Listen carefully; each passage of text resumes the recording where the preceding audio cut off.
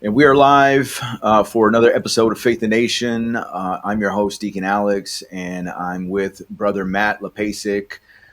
From us to you, God bless you guys. Thank you guys for watching. Please be sure to like the live stream and comment in the comment sections. Let us know where you guys are watching from. We would love to hear from you guys. And we're doing a little bit of a special live stream. We had a fiery day earlier today. It was really interesting as it was all going down. I was trying to keep up with everything that was going on.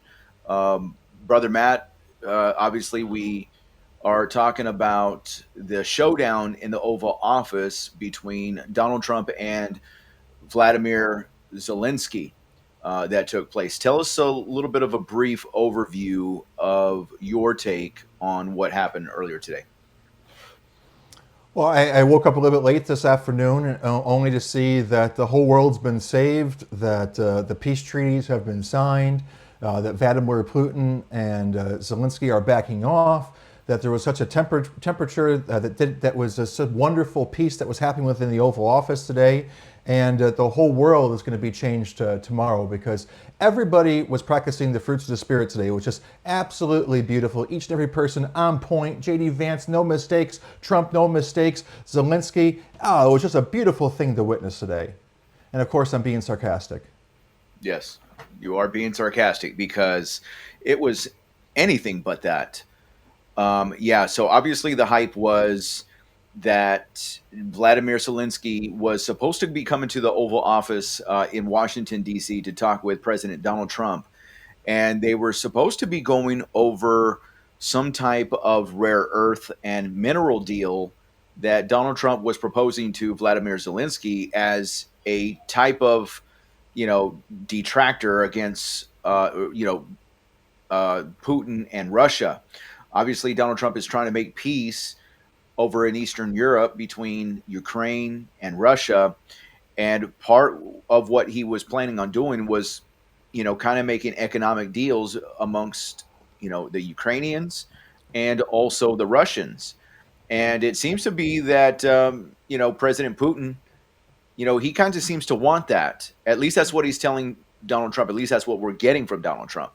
Um, Now, yesterday I had seen that, Vladimir, not Vladimir, what's Zelensky? What's his first name? Is his name Vladimir also? His name isn't Vladimir, is it? There's not two I'm going to Vladimirs, are there? pretend like I'm not Googling it right now. Yeah, I have no idea what Vladimir. the guy's Anyways, first name is. yeah, yeah. While you look at it, Zelensky, uh, Zelensky was supposedly coming over to Washington D.C. to make some kind of rare earth deal, with minerals, rare earth minerals. So, and the reason for that, the reason why a Oh, little his bit name is Voldemort. Oh no, that's the guy from Harry Potter. Yeah. So the reason why Donald Trump is about these rare earths is because China has a kind of a monopoly on it. I mean, we're so dependent upon China on these rare earths. Things that make our lithium ion batteries and our microchips and all these little rare earths. That's something that we don't necessarily have too much of in the United States, but Ukraine, a section of Ukraine, actually has a whole lot of it actually. And so, Donald Trump is trying to make a rare earth deal and an economic deal between Ukraine and Russia. And what we heard yesterday is that Vladimir Zelensky is coming to make a deal. And that's where, Brother Matt, you were being a little sarcastic. You were like, fruit of the spirit. Everybody's going to shake hands. Everybody's going to, and that was the furthest thing that actually happened. That was the exact opposite happened today. And so we are going to cover this. If you do, you have anything else before you want to start The this president. video? No, well, I mean, the presidency is. I'm happy that the presidency has become a reality television show. We've got a reality television star as our president. I think we're being trained as to what to expect in the future and how intimate and how like raw and real the president's going to be. Um, Gosh, I mean, when I woke up this afternoon, I had seen the punchline and I went back to watch the whole thing. And I think I have a different take on this than most of I've been seeing in social media. So yeah, I really just wanted to watch it together with you, fact check myself. I've only watched it once. Yeah, Yeah. interesting to see that. Are they having backdoor conversations as well, or is Trump just like takes them off the airplane and just directs them into the White House and brings the cameras in? They don't even have any discussions. Everything's just ironed out in front of us. I Yeah. want to watch it, and let's just go through it play by play, like we're a sports commentator type of thing. Yeah. And Yeah. let's be keen to Before watch we their do body that, language. yeah. Before we do that, I do want to hear a word from our sponsor. We didn't get to that yesterday, and I see Sister Taylor in the house. I see Sister Licia in the house. Noah Chian said, "I'm calling him Voldemort from now on." Hey there, Benny Hinn. Nice to see you, brother. All right, let's hear a word from our sponsor, his daughter Sopery. Discover the purity of nature with our handmade soaps, crafted with love in a Christian-owned business. We use only the finest ingredients, infused with organic extra virgin olive oil and organic unrefined coconut oil.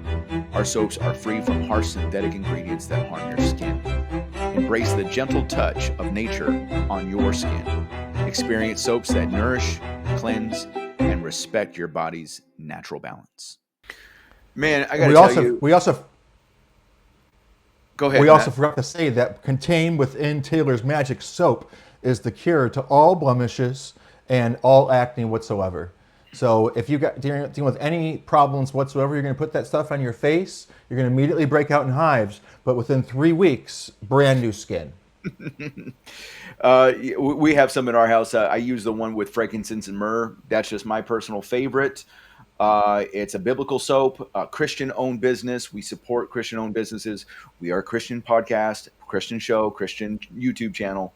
And so we want to help out our brothers and sisters. Get your soap today. You can use Faith the Nation promo code. Link to that is in the description below. Be sure to check that out. And Hey, I just want to go ahead. can I promote my crosses? Yeah, Okay, so sure. my crosses are now on sale for JesusForProfit.com. That's F-O-R-P profit. How do you spell profit? P-R-O-F-I, PROFIT. not P-R-O-P-H-E-T. So JesusForProfit.com.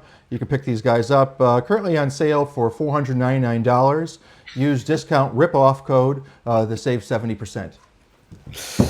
Okay, for those of you guys that don't know Matt, he's joking. Hey, if you guys are new and if you guys are watching, if you guys are new to the channel, new to the show, please hit hit the like button, hit the subscribe button, bell notification. Also, I just want to quickly mention we are branching a section or a part or a network, so to speak. We actually have our own Faith the Nation YouTube channel, but currently, right now, we're still on the Christ Forgiveness YouTube channel.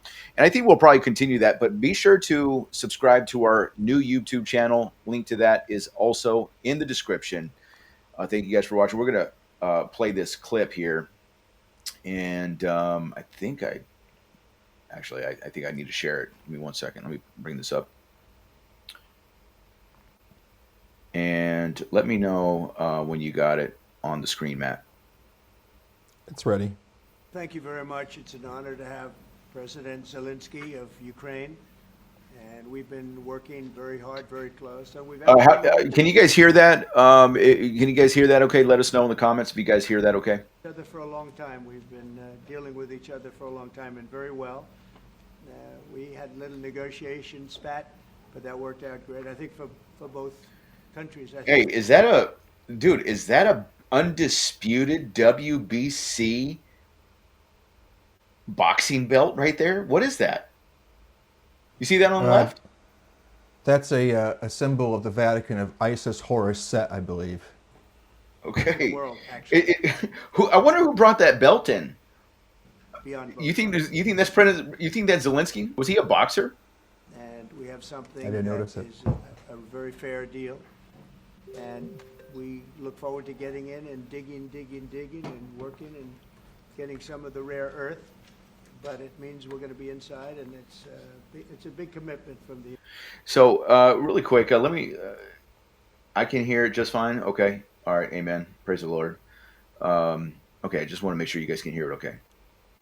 Yeah, it's a little low, but hey, just as a side note, not to detour, but a sodium-ion battery, solid-state batteries, just been invented with the past 3 months. No longer are we going to have a dependence on lithium and cobalt, actually, which means we no longer have thermal runaway with these batteries. So this whole rare earth thing actually is going to become less and less important over the next course of the year as the advent of sodium-ion. But left field. Wait. Why is that? Well, the lithium, the means of which we're producing lithium iron phosphate batteries and such, which is really significant fire problems with these guys. We've been trying to find solutions called cold state. We're going on for about a decade now, and the sodium ion batteries are now being produced. They don't contain cobalt, which is just basically salt, and don't contain lithium. So, yeah, interesting. Okay. All right. And we appreciate working with you very much. And we will continue to do that. We have had some very good discussions with Russia. I spoke with President Putin, and we're going to try and bring this to a close. It's something that you want and that he wants. We have to negotiate a deal. But we've started the confines of a deal, and I think something can happen. What's that on his shirt, dude? You see that over his chest? Over his left chest? I know, but watch people's body language throughout this entire thing. Look for signs when people want to say something but they're not. When Trump or Zelensky are holding back, when they're biting their tongue, when they're nodding their head, such and so forth. Because for me, this is just going to be a really significant psychological expedition, because we're going to come to a point where Trump is really playing along nicely, Vladimir's really playing along nicely, until everything goes and turns into chaos. Thing is the number of soldiers, mostly at this point, but soldiers being killed. You're losing thousands of soldiers. So on both sides, we're losing a lot of soldiers, and we want to see it stop, and we want to see the money get put to different kinds of use, like rebuilding. And we're going to be working very hard, but we've had a lot of very good conversations. I will say, until we came along, the Biden administration didn't speak to Russia whatsoever. They didn't speak to anybody. They just allowed this to continue. And I will say that, I'll say in front of you, you've heard me say it 1,000 times, if I were president, this war would have never happened. We would have had a deal negotiated for you without having to go through what you've gone through. But your soldiers have been unbelievably brave. We've given them great equipment, but somebody has to use the equipment. They've been unbelievably brave, and we give them great credit. This was supposed to be over very quickly, and here we are 3 years later. So I give tremendous credit to your generals and your soldiers and yourself, in the sense that it's been very hard fighting. And everybody that's been coming into the Oval Office and meeting with President Trump, he's been just as respectful towards as he is with Zelensky. You've got all the different world leaders that have been coming. You've been seeing criticism of how he's saying that they're good people, even when they're sort of monstrous. So starting from the front, everything here is quite respectful, quite nice. Not trying to cause a fight. Proud of them from that standpoint. But now we want to get it over with. It's enough, right? We want to get it over with. So it's an honor to have you here. Thank you very much for coming. We're going to sign the agreement at the conference in the East Room in a little while, right after lunch. And we'll be having lunch together. We're also discussing some other things. And we appreciate everybody being here. It's somewhat of an exciting moment, but the really exciting moment is when they stop the shooting or we end up with a deal. And I think we're fairly close to getting that, and an honor to have you. And please, I'd like to say something. And let's just say at this point, I have no idea what agreement he's talking about. Let me do this, bro. The volume's just really low on this. I pulled it up on, let me just, let me see, share this tab instead. Did you see that come up? I see it, yeah. Oh, there we go. That louder? Well, thank you very much. It's an honor much to have better. you once. We have to negotiate a deal. Yeah, let me just get to fast forward. States, and we need licenses for quick production of air defense. Even after the war, we need our nation to be calm, that we are secure. So that's why we need this air shield. And of course, Air shield. about this, I want to speak about the contingents. I think that France and UK already spoke to you, and we know that Europe is ready, but without the United States, they will not be ready to be as strong as we need. And the last point, last not least, about exchange, about our people and children. And you know that these crazy Russians, that they stolen 20,000 of children, Ukrainian children. They changed their names, they changed their families, relatives, and now they're in Russia. We want to bring them back, and really, it's a big dream, task, and goal for me, and our warriors. By the way, Mr. President, we released more than 4,000 warriors from Russian prison, but there are thousands more in the prison. I wanted to share with you some images. How it's I've just can I now? Yeah, Have I? please. Some minute, 1 minute, 1 minute. Just you to understand in what circumstances, in what situation they are, and what the attitude of Russia to our prisoners. That guys, just you before and after. And you see before and after, just you to understand. Now thousands of such guys, ladies and men, there, and that, so they don't eat, they beat them, and they, So what he's showing there, pause it for a second, he's showing that the Russians are taking the boys and turning them into women, and he's seeing evidence of that. They do a lot of bad things. So out of, even during the war, there are rules. Everybody knows there are rules during the war. You can't turn, These guys, can't turn boys into they women in don't have Russia. any rules. You see that 50, 60 kilograms left, and a lot of such things. And I didn't want to show you what the changes with images of children, because I will share with you. And I mean, it's looking tragic. Yep, that's tough stuff. I wanted very much to give you, and you see it. Yeah. This is pastor, by the way. They stolen pastors because it's not Russian church. They stolen pastors and moved pastors to the prison. And see that, that, I mean, I don't know if that's true or not. If it is true, I don't think that Zelensky really, I just don't think he's a really like a solid Christian or anything like that. But I think he's just using that as a bait to try to lure Donald Trump into making him feel, remorseful over, the situation that's happening there. At the end of last year, we brought 3 pastors, and we could exchange them. And this is pastor, you see. Pause that. So at the end of last year, he said, we also kidnapped 3 pastors, and we could exchange them. Wait. Yes. He didn't say kidnap, but he said we also brought 3 pastors and we could exchange them, because there are reports that said they were doing the exact same thing as what I had heard as of like 3 months ago. Let's see. And you see. Yeah. This is pastor, by the way. They stolen pastors because it's not Russian church. They stolen pastors and moved pastors to the prison. At the end of last year, we brought 3 pastors, and we could exchange them. Oh, so he stole 3 pastors too. He abducted 3 pastors too. See, yeah. God help us. And this is That was a pastor, swift way of saying it, though. Yeah, A really sly way of. He stole 3 pastors, but we just brought them over. We brought. Yeah, 3 we put the bags over the pastor's head in the middle of the night, and they took 2, so we took 3. We brought them over. We feeding them ho-hos all day. They're taking care of it very good. Yeah, that's tough. Yeah. So I mean, this I wanted to show you, and this. So thank you very much. We want to get that ended, right? Yeah. Of course. We And I want. think we will. And We have to, of course. do you have any questions, please? Mr. President. Thank you, Mr. President. With the, how much money is the U.S. going to put into the fund that is being created today, and how does this provide long-term security? Let's for pause it Ukraine? for a second. Okay, so now this is where we've got new media in that room, old media, legacy media.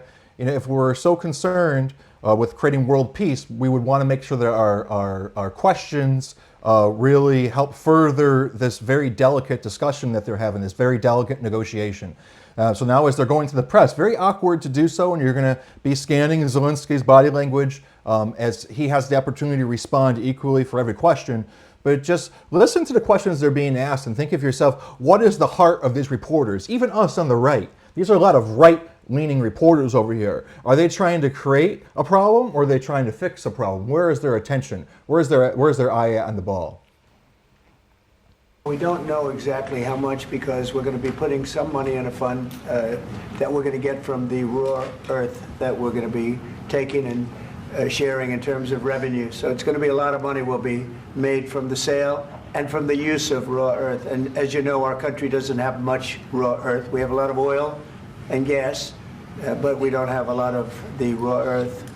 And what we do have is protected by the environmentalists, but that can be unprotected, but still it's not very much. They have among the best in the world in terms of raw earth. So we're going to be using that, using it for all of the things we do, including AI and including weapons and the military, and it's really going to very much satisfy our needs. So it's something that just worked out really well. We have a lot of oil, and we have a lot of gas, we have a lot, but we don't have raw earth. So this has just about every component of the raw earth that we need for computers, for all of the things we do. This puts us in great shape. And on long-term security for Ukraine, how does this provide it? I think they're going to have great luck. I think once we make the agreement, that's going to be 95% of it. They're not going to go back to fighting.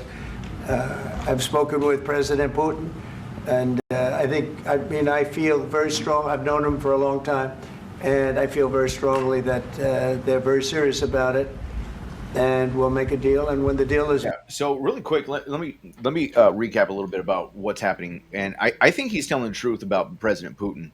I think he has been talking with him, and I think President Putin does seem to want to go ahead and come up with some type of a ceasefire peace deal. And the reason why is because let's face it. I mean, the war that has been going on right now, it's pretty much at a standstill. People are dying on both sides, and Trump is right. People are just dying, and nobody's really. It's kind of a stalemate. It's just really stale. Nobody's gaining ground. Nobody's doing anything except killing each other.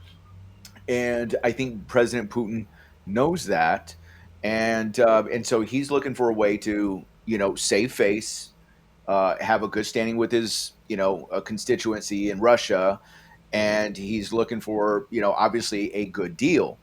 And I think that Russia really has the leverage, to be honest with you. I mean, I think they have the leverage. They have land that I think that Ukraine isn't going to get back. Okay. And that is what's called the right of conquest. When, someone comes into a war and oftentimes they take over, if there's a war, well, that's kind of just how it goes. And so, the thing about Ukraine is Ukraine has been a chess piece that Europe and the global elites have been using to actually fight against Russia. Why? Because they had the numbers, they had the amount of people. There's just a lot of people in Ukraine. But the problem is that they didn't have the military. They didn't have the weaponry. They didn't have the tanks. They don't have the missiles. They don't have the rockets. They don't have all this stuff. So Zelensky was trying to get into NATO. Well, NATO is basically Russia's greatest enemy, and Ukraine borders Russia. And so Russia was like, no, we can't have this, and that's actually an agreement that Ronald Reagan made with Gorbachev back in, I believe it was the 80s, where there was an agreement that NATO wouldn't go 1 inch closer to Russia. But after all these years, another country and another country was added to NATO, another country, and Russia was like, hey, man, what's going on? You guys are getting closer. We're breaking the deal. And just another country. And Zelensky wanted to get into NATO, and he's bordering Russia. And the problem with that is is if there is any type of conflict between another foreign adversary with NATO, then there's, I believe it's Article 5, which would activate all of NATO. So in other words, if one country invades even the smallest, let's say Hungary, who is part of NATO, who doesn't really have an army, but if someone invades Hungary, then they just picked a war with the entire NATO community, which would include the United States. And so that's why Ukraine is such a number one. It's a chess piece for the globalists to start World War III.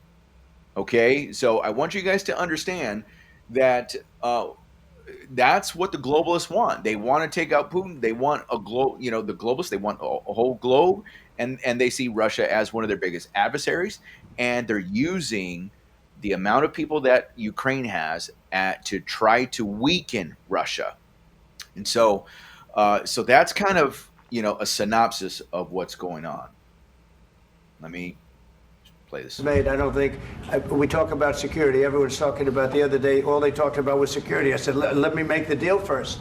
I have to make the deal first. I don't worry about security right now. We have to have a deal because right now, last week, 2,000 soldiers died on both sides. 2,000, and they're losing 1,000, 2,000, 3,000 a week. So as we sit here and we talk, people are getting shot and dying on the battlefield. And, they're not American soldiers, but they're Russian soldiers and they're Ukrainian soldiers, and we want to be able to stop it. And we want to be able also to spend money on other things. We don't want to, this is a tremendous amount of money, and what the Biden administration did was terrible. They were giving money, but he had no security on the money. Europe, as you know, gave much less money, but they had security. It was in the form of a loan. They get their money back, and we didn't. And now, at least we're protected because the American taxpayer has to be protected too. But this is an incredible agreement for Ukraine because we have a big investment in their country now, and what they have, very few people have. And we're able to really go forward with very, very high-tech things and many other things, including weaponry that we're going to use in many locations, but that we need for our country. Mr. President, This allows us to do this. will you continue? Sorry. Sending military aid? Yes, go ahead, please. If I can just yes. In the document, there is one of the very important points. If we speak about business and investment, we never had LNG terminals in Ukraine. This document will open. I mean, the next documents, but anyway, here we see in the framework, we see a really goodwill for this. LNG terminals for us is very important, and I think for security of European continent. We have the biggest storage, gas storage. We have the biggest in Europe. Yes, and we can use it. Use it for LNG. Use it for LNG, and we will do it. And really, we can help Europe because Europe really helped. President Trump said that they made less support, but they are our friends, pause it. and they are our very supportive. Okay, so let's just take notice there. This is the first question asked. Trump answered it, and now Zelensky didn't have a chance to respond to it. And they were about to just continue moving on to the next question. And Zelensky said, no, I want to address this. Okay, so this is the first question. And that's important for as we see how this TKO is about to develop. Go ahead. Partners, they really gave a lot, Mr. President. They did. They gave a lot, but they gave much less. No. Much less. No. No. Okay. See, that was cute. Here's a moment of cuteness. That was opportunity. These guys are getting along. They had to scream, but no, the comedian's coming out of this guy. And by the way, I'm not a fan of Voldemort, Zelensky over here. I know that this guy is absolutely a shadow, as a puppet of the United States government's regime and influence. But we want to just, if we're negotiating in front of the entire world, right? One of the great attributes of Trump is the ability to make friends with people that we shouldn't be friends with. So right now these guys are friends, and he put his comedian hat on there for a second. No, perfect. Everything's beautiful at this point, I think. Putin and President Zelensky. Yeah, please. Mr. President Trump, you have repeatedly called the deal with Ukraine as a historical one. And as a president of the United States, you make historical decisions in other issues which affect America and other world. So what place in the world history do you want to take? And do you associate yourself with any famous historical figures? It's kind of a weird question. Yeah, I'd say George Washington, Abraham Lincoln. I would say I'm far superior to George Washington and Abraham Lincoln. Now, you know I'm only kidding, right? Because when I say that, the fake news is going to go wild. They're going to say he considers himself to be better than Washington, but you never know. This is You what we never need know. for peace. This is the temperature for peace. This is the temperature that works for peace. Okay. Right. This is where if you Make people if you smile, don't go. make people feel comfortable. And, This is the McDonald's guy. You know, the guy at the McDonald's drive-thru that we all loved. yeah, or in the garbage truck. This is garbage. Or in the garbage truck. This is the change Trump by the bullet that almost hit him in his head. Yeah. Compare myself to anybody. I'm here to do a job. We've had a great 35 Stupid days question. or whatever it might be, a month, a little more than a month. Yeah, I mean, it has nothing to do with what's going on. It's like a de facto, like Where's your heart? Where do you care about these negotiations happening in front of the American people? It's like keep your mouth shut, which such the guy stupid sounded like questions. a foreigner. To be honest with you, like he didn't even sound like he was American. This whole thing was full of one stupid question after another. It just shows how they just don't care about what's actually taking place and what opportunity and role they could play in helping foster and facilitate reconciliation. Yeah. These are people on our side, by the way. That's a right-leaning Not guy. only this would be a very great achievement if we could get the war stopped and get them back to normalization. I think that's going to happen. We've had very good talks on both sides, as you know, but I think we've done a very good job, just generally. If you look at all of the things we've done in 30 days, they're saying there's never been a opening for a president. The first month, there's never been a first month like we've had. And this is one of the very important things. This, to me, is one of the most important things because we have tremendous death taking place as we speak, and I don't want to have that. You know, think of the parents, whether they're in Russia or Ukraine, think of the parents of all these people being killed needlessly. They came to our territory. Should have never started. This would have, if I were president, Pause this it. would have never started. Yeah, it's starting to get worked up. You saw the body language, right? Yeah, yeah. Body The language. reply. Now, whether Trump has superior peripheral vision to be able to see that, J.D. Vance definitely sees that. People in the audience see that, right? That's the first time that we register the body language indicating, okay, but he's keeping his mouth shut. And what's he pointing at? He's pointing in that Putin was the aggressor, okay? In terms of military encroachments moving into Crimea, moving into Russian territory, all right? Which is a fact, but it doesn't account for what was the aggressionary role that the United States played, okay, opening up 12 intelligence bases in 2016 right on the border of Russia, okay? Yeah, well, not only that, I mean, you know, you had the Biden administration that said, yeah, you can join NATO. And the problem with that is, again, like if there's any type of, or that he should be able to join NATO, it was like given the green light to get everything started for Ukraine to join NATO. And again, the problem with that Russia has is like now, again, I believe it's Article 5 that would state in NATO, Article 5 states that if any country attacks one member of NATO, then you have attacked the entire NATO community. And so that's literally a World War III scenario, especially when you're talking about a player like Russia. And, you know, Russia, you know, obviously look like Russia doesn't look very hot as far as their military and what they're able to do per se.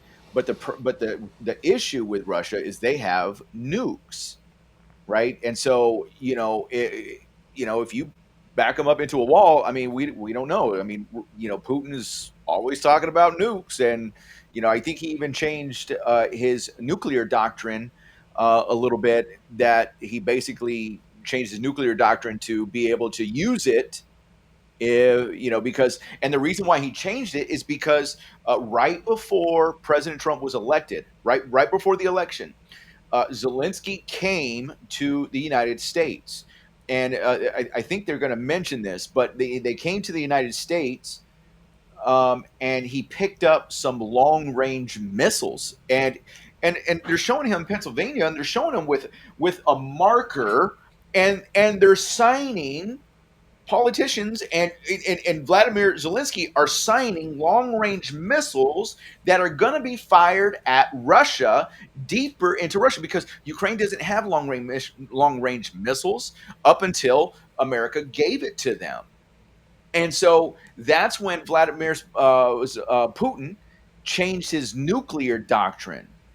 And so, there's a bigger threat of nuclear war because America was funding Ukraine under the Biden administration, under the globalist agenda. Mr. President, will you continue sending military aid to Ukraine after the U.S. signs this agreement with Ukraine? Yeah, we're going to be continuing. To President Zelensky, do you feel like the U.S. is on your side, that the President Trump is on your side at this Another moment? retarded question. Oh, man. What do you think? He wants to know, do you think that, sort of a stupid question. No, call it out. I guess we wouldn't be here if I wasn't. I think that the United States on Look our at his side from face. the very beginning. He's like, Look at his face. who, Trump or Zelensky? See, my thing is that Zelensky is basically running a dictatorship. So I think upon entering into this room, he's really not used to the freedom He really of is. having all of these people and all these different voices. Now, Trump is the supreme commander, and he's used to having all these media personalities around him. And he knows that he's not just about to get all these prescribed questions by pre-nominated people, right? So he's just easing into this because he's always used to being in front of puppets. Yeah, and he really is, because like as soon as the war started, they went into what is it? What is it when martial law, right? And there's no election. They can't have election right now because they're in war, and so he's just riding the coattail of being the president of Ukraine, riding the coattails of receiving all this money and funding from all the really mostly from America. Taxpayer America has been footing the Ukraine war more than all other NATO countries. We got to remember, Go ahead. Well, I just want to say we got to recall, because what happens is I remember little tidbits of what I've heard over the past, right? So this afternoon I went back and did a little bit more research to remind myself, and you got to put yourselves in the mindset of Putin as the leader of his country and having to protect it. And when the United States and the CIA started training on his border, okay, starting in 2015. The Ukraine military intelligence sought U.S. partnership, leading the CIA training, funding, and the construction of facilities, including what is now known as a network of 12 secret spy bases along Russia's border. Okay, and this started around 2016 with units like the Elite Unit 2245 trained to capture Russian technology for reverse engineering, a fact confirmed by the 2024 confirmed in 2024 by the New York Times. Okay, so this is a radical proxy government of the United States, who we know over the past 4 years is basically been in the hands of this New World Order. And Putin is supposedly not in bed with the New World Order oligarchs and the New World Order elite.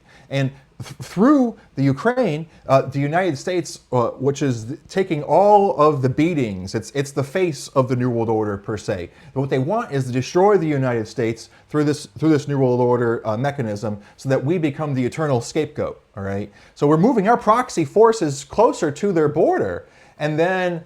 So this really needs to be examined as to, was Putin truly the aggressor by trying to take out those 12 CIA intelligence bases that have been established there? And the United States been in there training these Ukrainian people to facilitate the theft and the monitoring and the spying on Russia.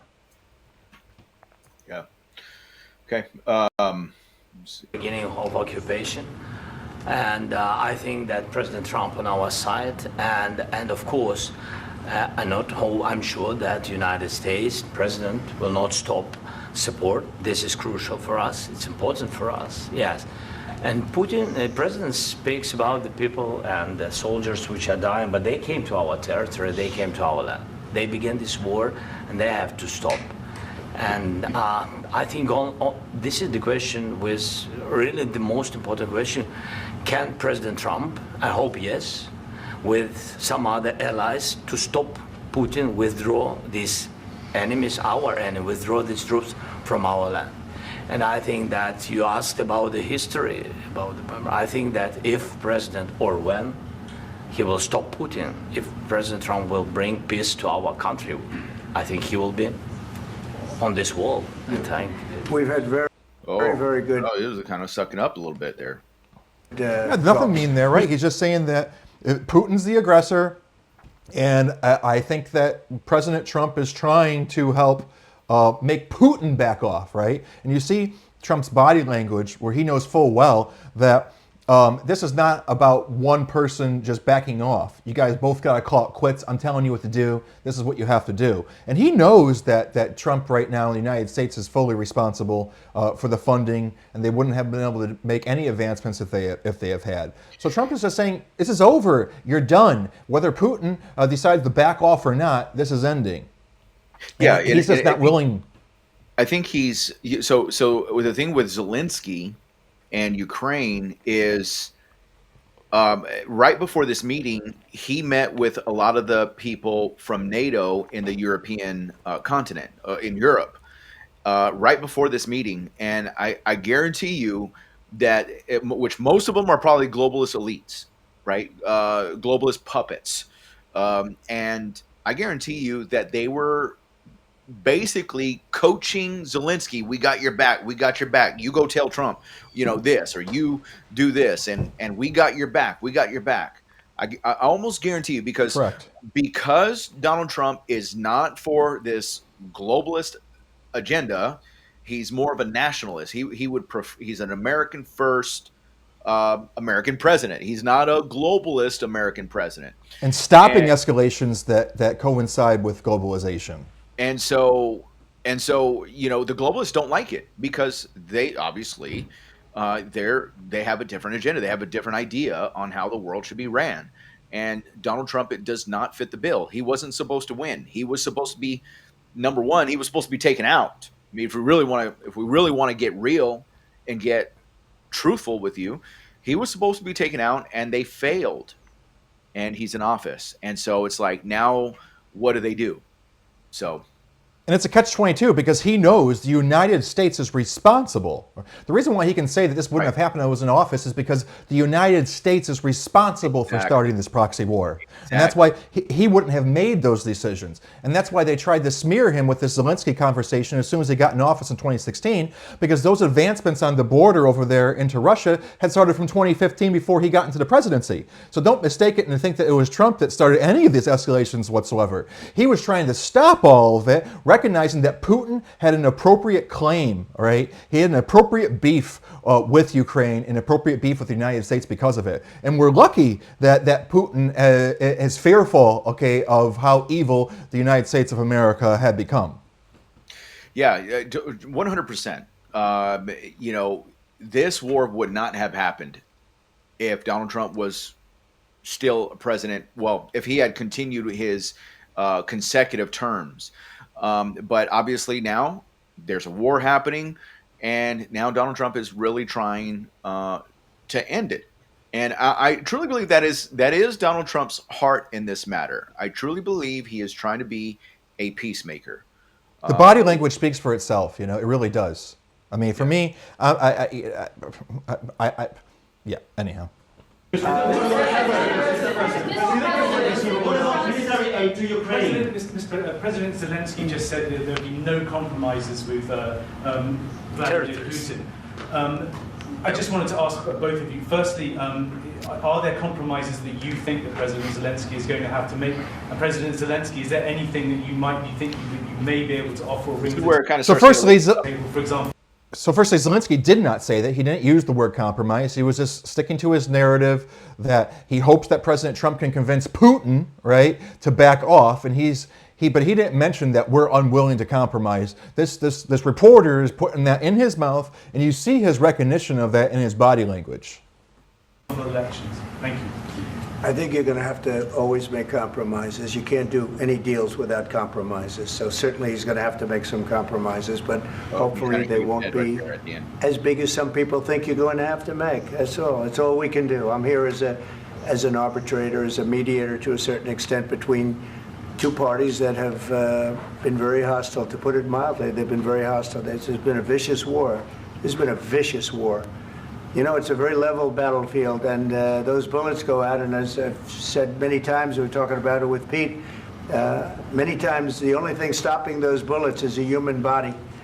And in the case we're talking about, generally young human bodies are stopping a lot of bullets. It's dead level. That's why it's great farmland. It's great land. It's great farmland, but there's very little protection against the bullets that are being, and other things that are being shot. So all I can do is see if I can get everybody at the table and get an agreement. And I think we're going to end up with an agreement. Otherwise, I wouldn't probably be even here today. Okay, pause it. Now, this is the beginning here, because Zelensky wants to respond to that, all right? Now, you're going to see he's not given the opportunity to respond, not saying Trump's doing it on purpose, but he now goes to the next numbskull, all right, to ask the next question. When Zelensky wants to respond to that attack, okay, saying that he's unwilling to compromise, and we're going to watch as Zelensky bites his tongue and does not escalate at this moment. I think this is that moment. Go ahead. President, I've got two questions for you. You think ultimately your legacy will be the peacemaker and not the president that led this country into another war and ended foreign wars? And I've got a question. I hope it will. I mean, I hope I'm going to be remembered. What is hand movements and everything? I mean, he's just like, what is this? I want to respond to that last thing. Doing this to save lives more than anything else. Second is to save a lot of money, but I consider that to be far less important. So I hope I'm going to, thank you, Brian, for that question. It was a nice question. I hope I'll be known and recognized as a peacemaker. This would be a great thing to solve. This is a very dangerous situation. You know, this could lead to a third world war. This was headed in the wrong direction. If this election were lost, if we didn't win this election, and by the way, we won it by a lot. That was a mandate. We won every swing state. We won the popular vote by millions and millions of votes. We won everything. The districts, you look at the areas of red, take a look at a map. This was a big mandate, and this was one of the things. I said, we're going to get this thing settled. If we didn't win, I think this could have very well ended up in a third world war, and that would not have been a good situation. What was your second question? And my second question for President Zelensky. Second question he didn't have a chance to respond to. You're at the highest. Second question he didn't have a chance to respond to. It was directed fully at Trump there, but that was question number two. Zelensky's not getting his share of the time. Not that that's been agreed upon or anything, but this is just part of his psychology now as this conversation's continuing. A good situation. What was your second question? And my second question for President Zelensky. Why don't you wear a suit? Yeah. See, that was, when I heard him ask that question, I was like that. Why would you ask that question? You are basically belittling him, and it's like you're picking a fight for all of us. That was the most irresponsible.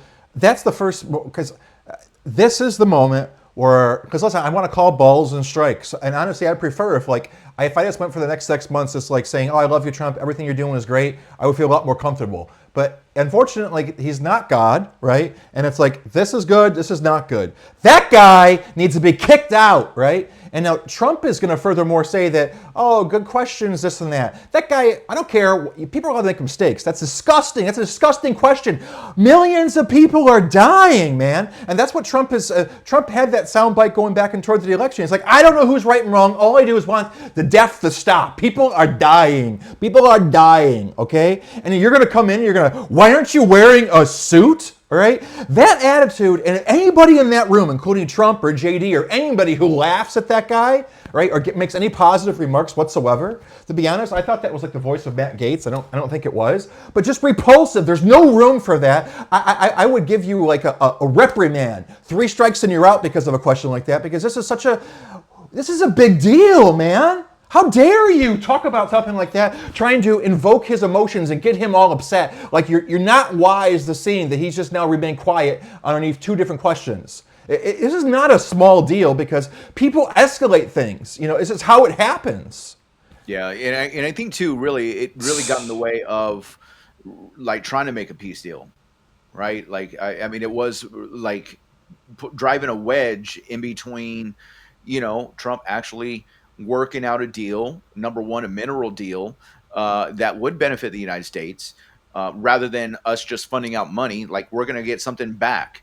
And then on top of that, like actually putting an end to a war that is actually taking place, that is actually killing a lot of people, right? And just irresponsible. Rebuke him.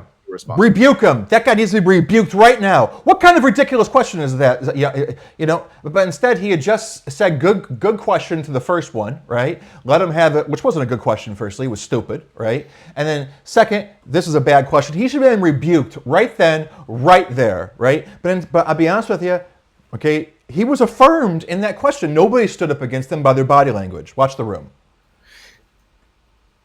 Next level in this country's office, and you refuse to wear a suit. I just want to see if do you own a suit? Yeah, problems. A lot of Americans have problems with you not Really? respecting I the don't have dignity of this such- office.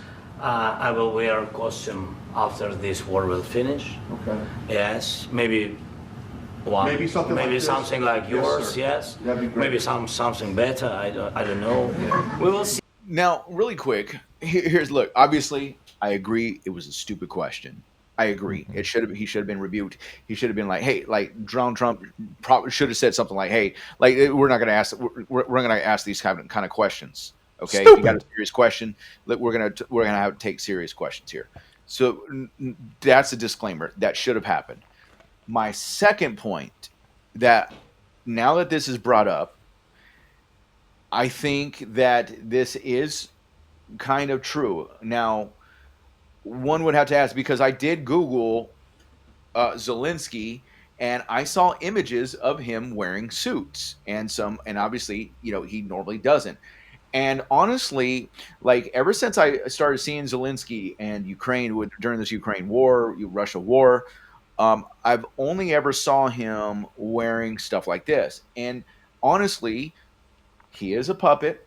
He is being used. He's a pawn of this of the globalist idea. And I honestly believe that this is the strategy that. This is a costume. I just believe that he's wearing a costume. He's being told what to wear. He doesn't wear suits because it's supposed to look like he's in war. It's supposed to look like he's a soldier. It's supposed to look like he's, Mr. Tough Guy because he's fighting Putin.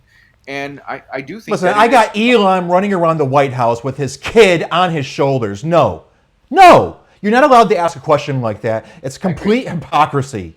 I agree. Ridiculous.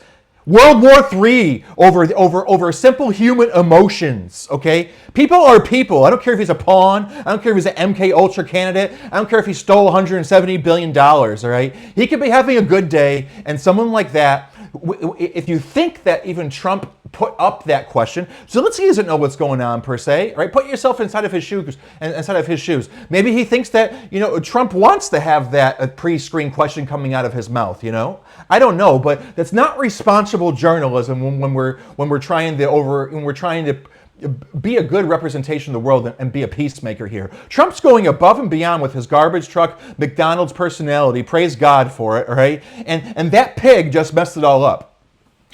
I agree. Again, just a disclaimer. I was saying, yes, it was totally irresponsible. No, I know. I only bring that to the surface because I just think that that's somewhat true, that he is probably told to wear this, and it does not excuse the question. It should have never been asked. Yeah, that guy's trying to get like a post for his, he's trying to get a viral. Oh, I asked the question. I'm the one that brought it up. Yeah. Not on our blood. These are people. These are human beings. You're trying to get some sort of viral post. I don't care who you are, right or left. Amen, Matt. Okay. Something cheaper than, yeah. Thank you. Thank you. President Trump. Thank you, President Trump. You said yesterday that you have. Are you going to send more arms to Ukraine in case there's no peace? Yeah, we're going to have arms to Ukraine, yeah, sure. Hopefully I won't have to send very much because hopefully we're going to have it finished. We're looking forward to finishing this quickly.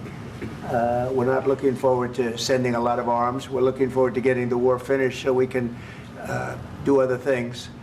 But we very much appreciate the agreement because we needed what they had, and we're treating, our country is now treated fairly. Biden didn't do that.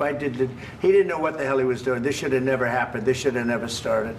But, sure, the answer is yes, but hopefully we won't have to send much because I'm looking forward to getting it done quickly, very quickly. Does that mean you'll provide security guarantees? Third Mr. question, President? no response from I don't want to Zelensky. talk about security yet because I want to get the deal done, Well, I mean, in all fairness, it was directed to Donald Trump. In all fairness. Sure, but I'm just building up the psychology inside of You follow- Zelensky's head that's about to lead to this blow up. Into the same trap like everybody else a million times. Because he's about to said start over and insisting. He's about to start insisting that he's allowed to speak. over. I want to get the deal done. Security is so easy. That's about 2% of the problem. I'm not worried about security. I'm worried about getting the deal done. The security is the easy part. Security is very nice. Everybody stopped shooting. And now will Europe put people there? I know France is going to. I know the UK is going to. I know other countries are going to, and they happen to be right next door. We haven't committed, but we could conceivably. We have security in a different form. We'll have workers there digging, taking the raw earth so that we can create a lot of great product in this country. So in that sense, you have something, but we haven't determined that yet. I will say, in speaking to France and in speaking to, and they were here, as you know, last week and just the other day, they have committed to a lot of security. It's almost like I can make a narrative inside of his head. It's like, oh, I gotta say something. These people are going to think that I'm Trump's puppet here. How much longer can I sit here saying absolutely nothing? This deal gets done, it's over. Russia's not going to. Obviously, yes. That is part of Donald Trump's persona, right? He just commands the room. He commands the attention. He commands the conversation. And obviously, it's probably bottling up in Zelensky, and he's just like, I want to go back, and nobody's going to want to go back. President When this deal ends, I really believe this deal And that is witch, going to be Caitlin, over. pointing out that Zelensky's shaking his head. Caitlin from CNN, right? who is that? Wait, who was that? That's Caitlin. What's her name? Caitlin, the one that Trump said was a nasty person who was doing the CNN debate. Right? Just said, she just referenced Zelensky shaking his head, right? Speaking directly to him, trying to incite things even more. Yeah, please go ahead. Go ahead. Thank you, sir. Mr. President, thank you. You had Mr. Macron. Fourth your question. son, White House this past Body week, language, his both of you hands. praised your courage and conviction to lead the pathway towards peace. Yes. Part of that involved, though, re-engaging Russia in diplomatic relations, something that. Well, in all fairness, let me say this. Let me just say this. Yes. I think that, and this is just coming to me, that I'm not saying that this is the way it has to be, but we are dealing with the American media. It is in America. I think most people have a vantage point of their questions that are going to be typically more of an American question. And so, do I think that it's really good that, it's basically not looking good for Zelensky? Not necessarily. I don't agree with it. I definitely don't agree with that suit question. Definitely don't agree with that. So that's kind of where I'm coming from, is that obviously I do think that there are more questions that are basically more, for the American people. And how can Zelensky really answer those questions? And maybe we should add questions. Maybe they should have asked more questions to involve. Well, at this point, I don't think anybody has any wrongdoing at this point. The reason why I'm building it up is because Zelensky is in a hot seat and he's learning how to deal with the situation. It's his responsibility to cut people off, which he's about to start doing, right? And say, no, I'm going to speak. right? Yeah. And this is building up to that moment. So now we got 4 questions where he goes by, we see dismissive body language coming out of him. No, I'm not saying anyone's at fault, or Trump or anybody, for not noticing that and facilitating it. In fact, he's the man in the room, he's the leader of his country. He has a responsibility to do what he's about to do as he's getting comfortable inside the room and now start addressing the crowd, okay? So what we're doing is I'm monitoring his temperament. I'm monitoring Zelensky's temperament throughout all of this, because we're about to see what I believe to be an attack launched at Zelensky by the vice president, completely unsolicited, which is my perspective. The previous leaders lacked the conviction to do so. What gave you the moral courage and conviction to step forward and lead that? Well, I love this guy. Who are you with? One American News, sir. Well, that's why I like him. One American News does a great job. I like the question. I think it's a very good question. It's a pathway to peace. It's a pathway to getting something solved. And I feel that as the head of this country, I have an obligation to do that. Plus, we're very much involved. We got involved. It's too bad we got involved, because there should have been no involvement, because there should have been no war. And there shouldn't have been October 7th. That would have never happened. As you know, Iran was broke. They had no money to give to Hezbollah. They had no money to give to Hamas. They were stone cold broke. And then under Biden, they became rich as hell. They went from no money to $300 billion in a period of 4 years. And they gave a lot of that money away, and you see what happened. And that's a real mess also that we hope to be able to solve. So pause it for a second. No, So again, that question being directed at Trump specifically again, but now Trump in his answer, he's stating things, right? And now Zelensky wants to respond according to what Trump is saying. The question wasn't directed towards him, but he's offering a certain narrative. But Zelensky multiple times sitting there remaining quiet, remaining respectful, in my opinion, aside from some body language, which is certainly being seen by J.D. Vance.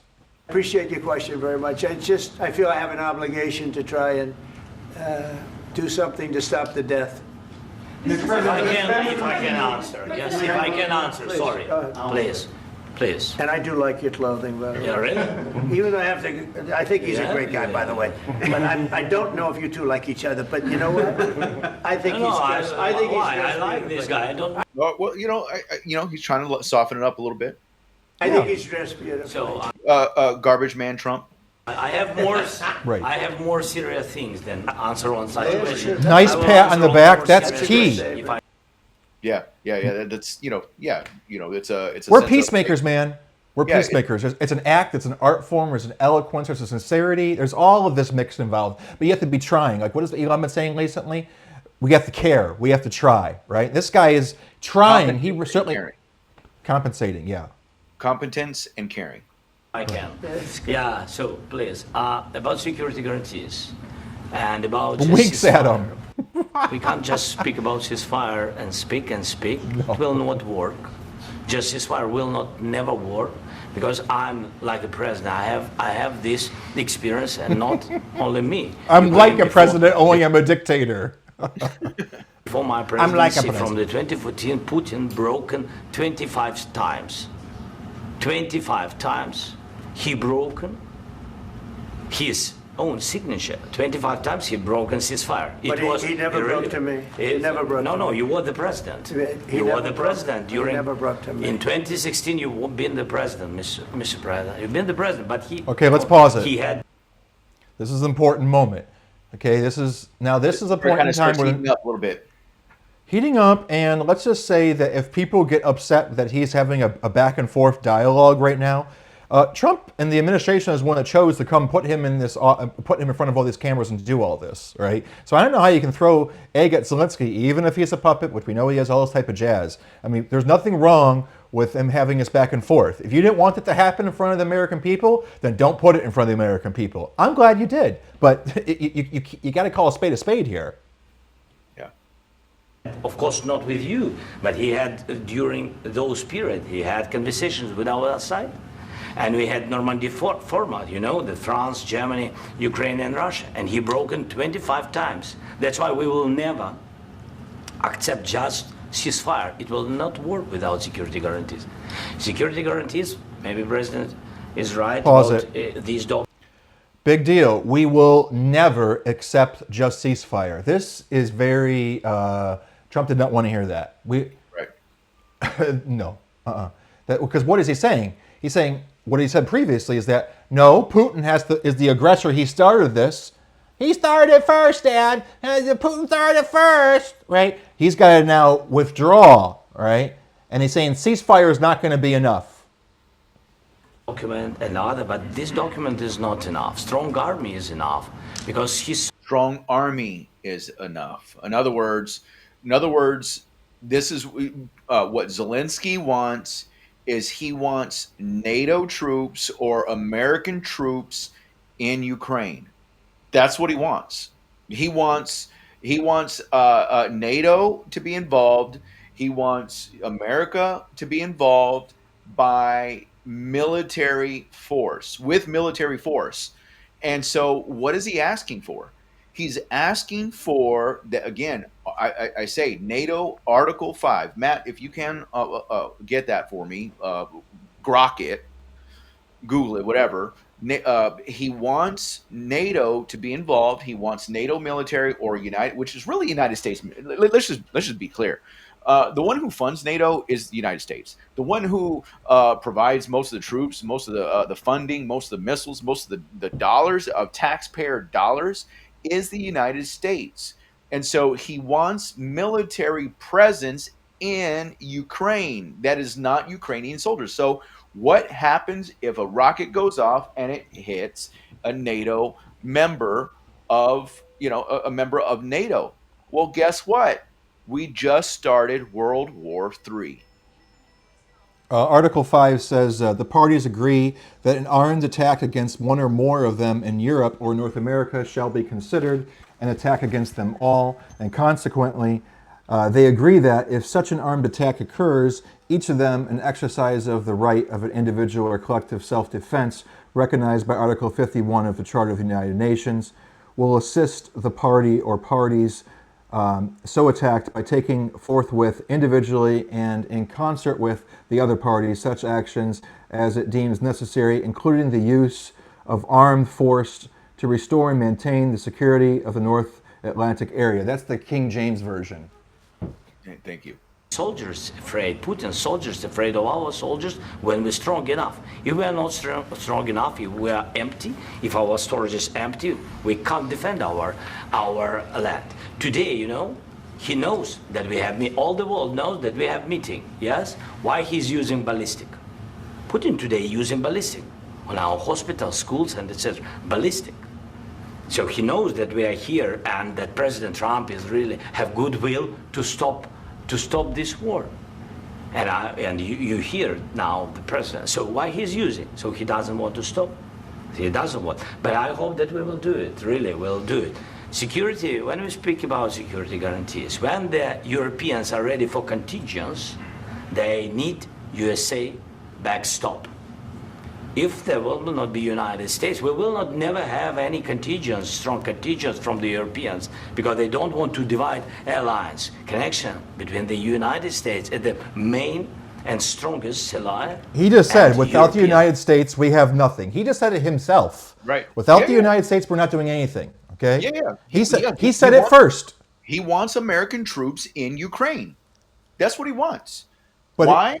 Because obviously we're the world power. We are the world power, especially when you have a strong president. We are the world power, and everybody knows it. We're the economic power of the world. We have the largest military, the strongest military, especially now, especially since Russia has been in a standstill stalemate with Ukraine, because a lot of you Russians have died. Their army isn't looking so hot right now. And so what does he want? He wants American forces in Ukraine. And I just don't want American boots on the ground in Ukraine. Me personally, I don't think we shouldn't do it, because it's going to be World Did he War say III. that? Did he say that yet? Because he does say that at some point. But did he just say that now? Did I miss that? What? Well, because his He first wants American statement, correct, because that was the first. There was two statements that were absolutely unacceptable by any and all standards. His insinuation, if he said it yet, that we would have boots on the ground in Ukraine. Well, no, I mean, he didn't say it yet. He will. He will say that though. Then. That's the insinuation. Okay. Yeah. Let's Okay. He does say it though. Goodwill to to stop this war. And you hear now the president. So why he's using? So he doesn't want to stop. He doesn't want. But I hope that we will do it. Really, we'll do it. Security. When we speak about security guarantees, when the Europeans are ready for contingents, they need USA backstop. If there will not be United States, we will not never have any contingents, strong contingents from the Europeans, because they don't want to divide alliance connection between the United States and the main and strongest ally.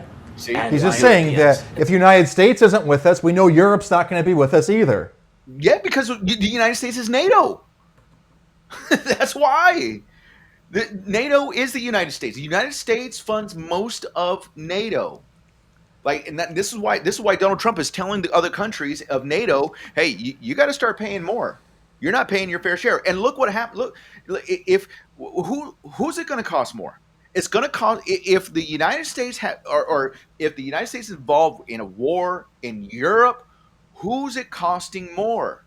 It costs America more. Why? Because we have to cross an ocean. We got to get all of our military. We got to get all of our stuff over there. And it's like, that's going to cost who? Me, you, taxpayers, United States taxpayers. It's going to cost the United States.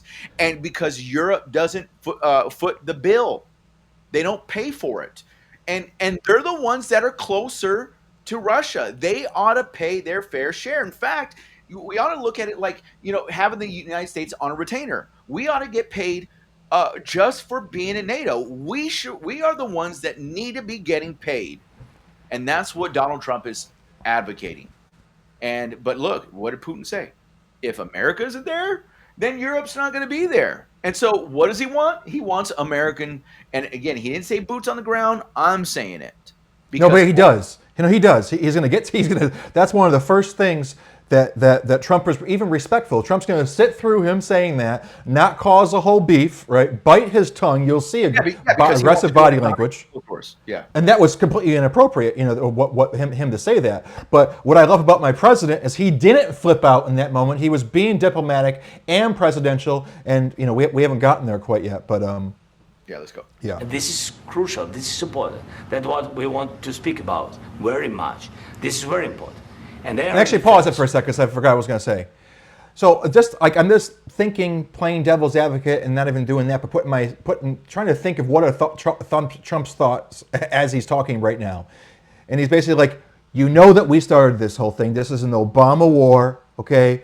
That we're responsible for pumping you up, and you're going to tell me you're now going to dictate the terms of all this thing when we started this aggression towards you, okay? No. You're not going to get any securities for it. You're not going to be dictating what the terms are, all right? We started this game through you. You know very well that you're our puppet, okay? And you're going to do what it is that we say. And I was never with that Obama administration. This is the restored United States of America. I can't exactly admit that we're a treasonous bunch of garbage over here that started this war. But in so many words, you're going to stop this, and it's not going to be about Putin simply backing off, right? Yeah. Playing. So, air defense, really, we have big deficit with all these systems, and we need to provide this. We need it very much. Otherwise, He's got broken English. Obviously, he does. It's not his first language, but so he's like, we need to provide. No, what he's saying is that America needs to provide this. He's talking about he wants an Iron Dome like Israel. That's what he's talking about. This he said air shield, right? Or because he doesn't really know what to really call it. It's a missile defense system.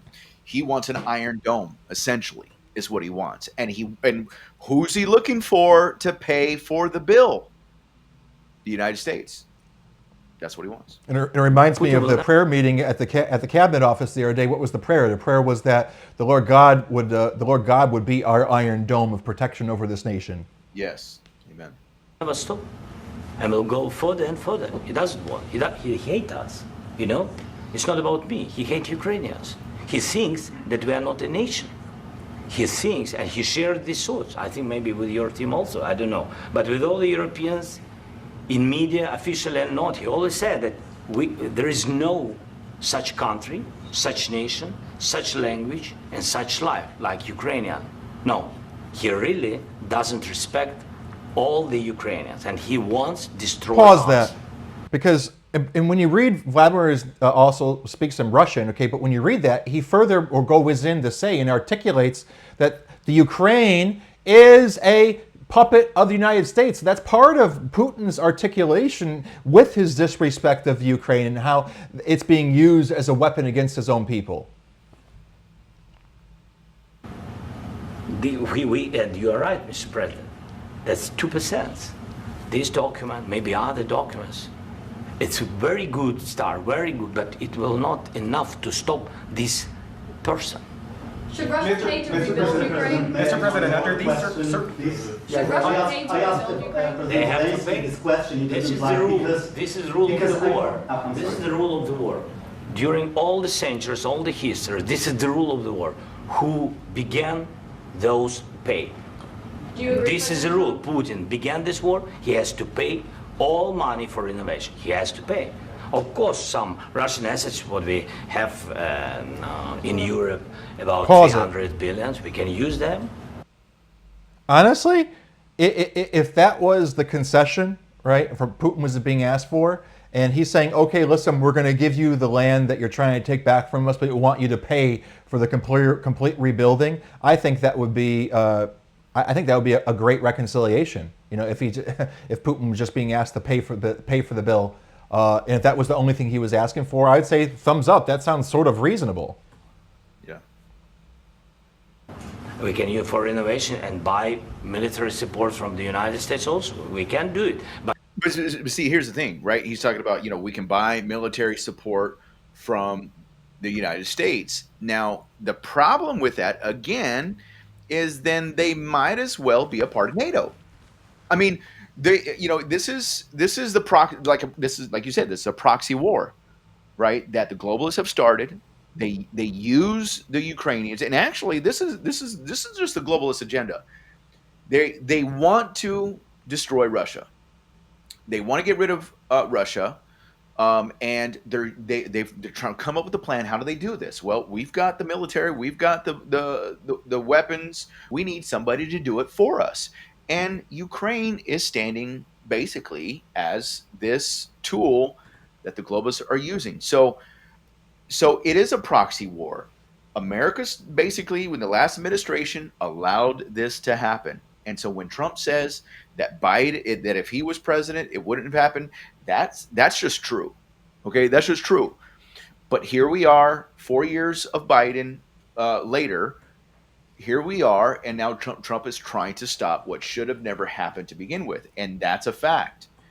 But the problem is that Russia sees Ukraine as an American proxy. Similarly, and articulates it.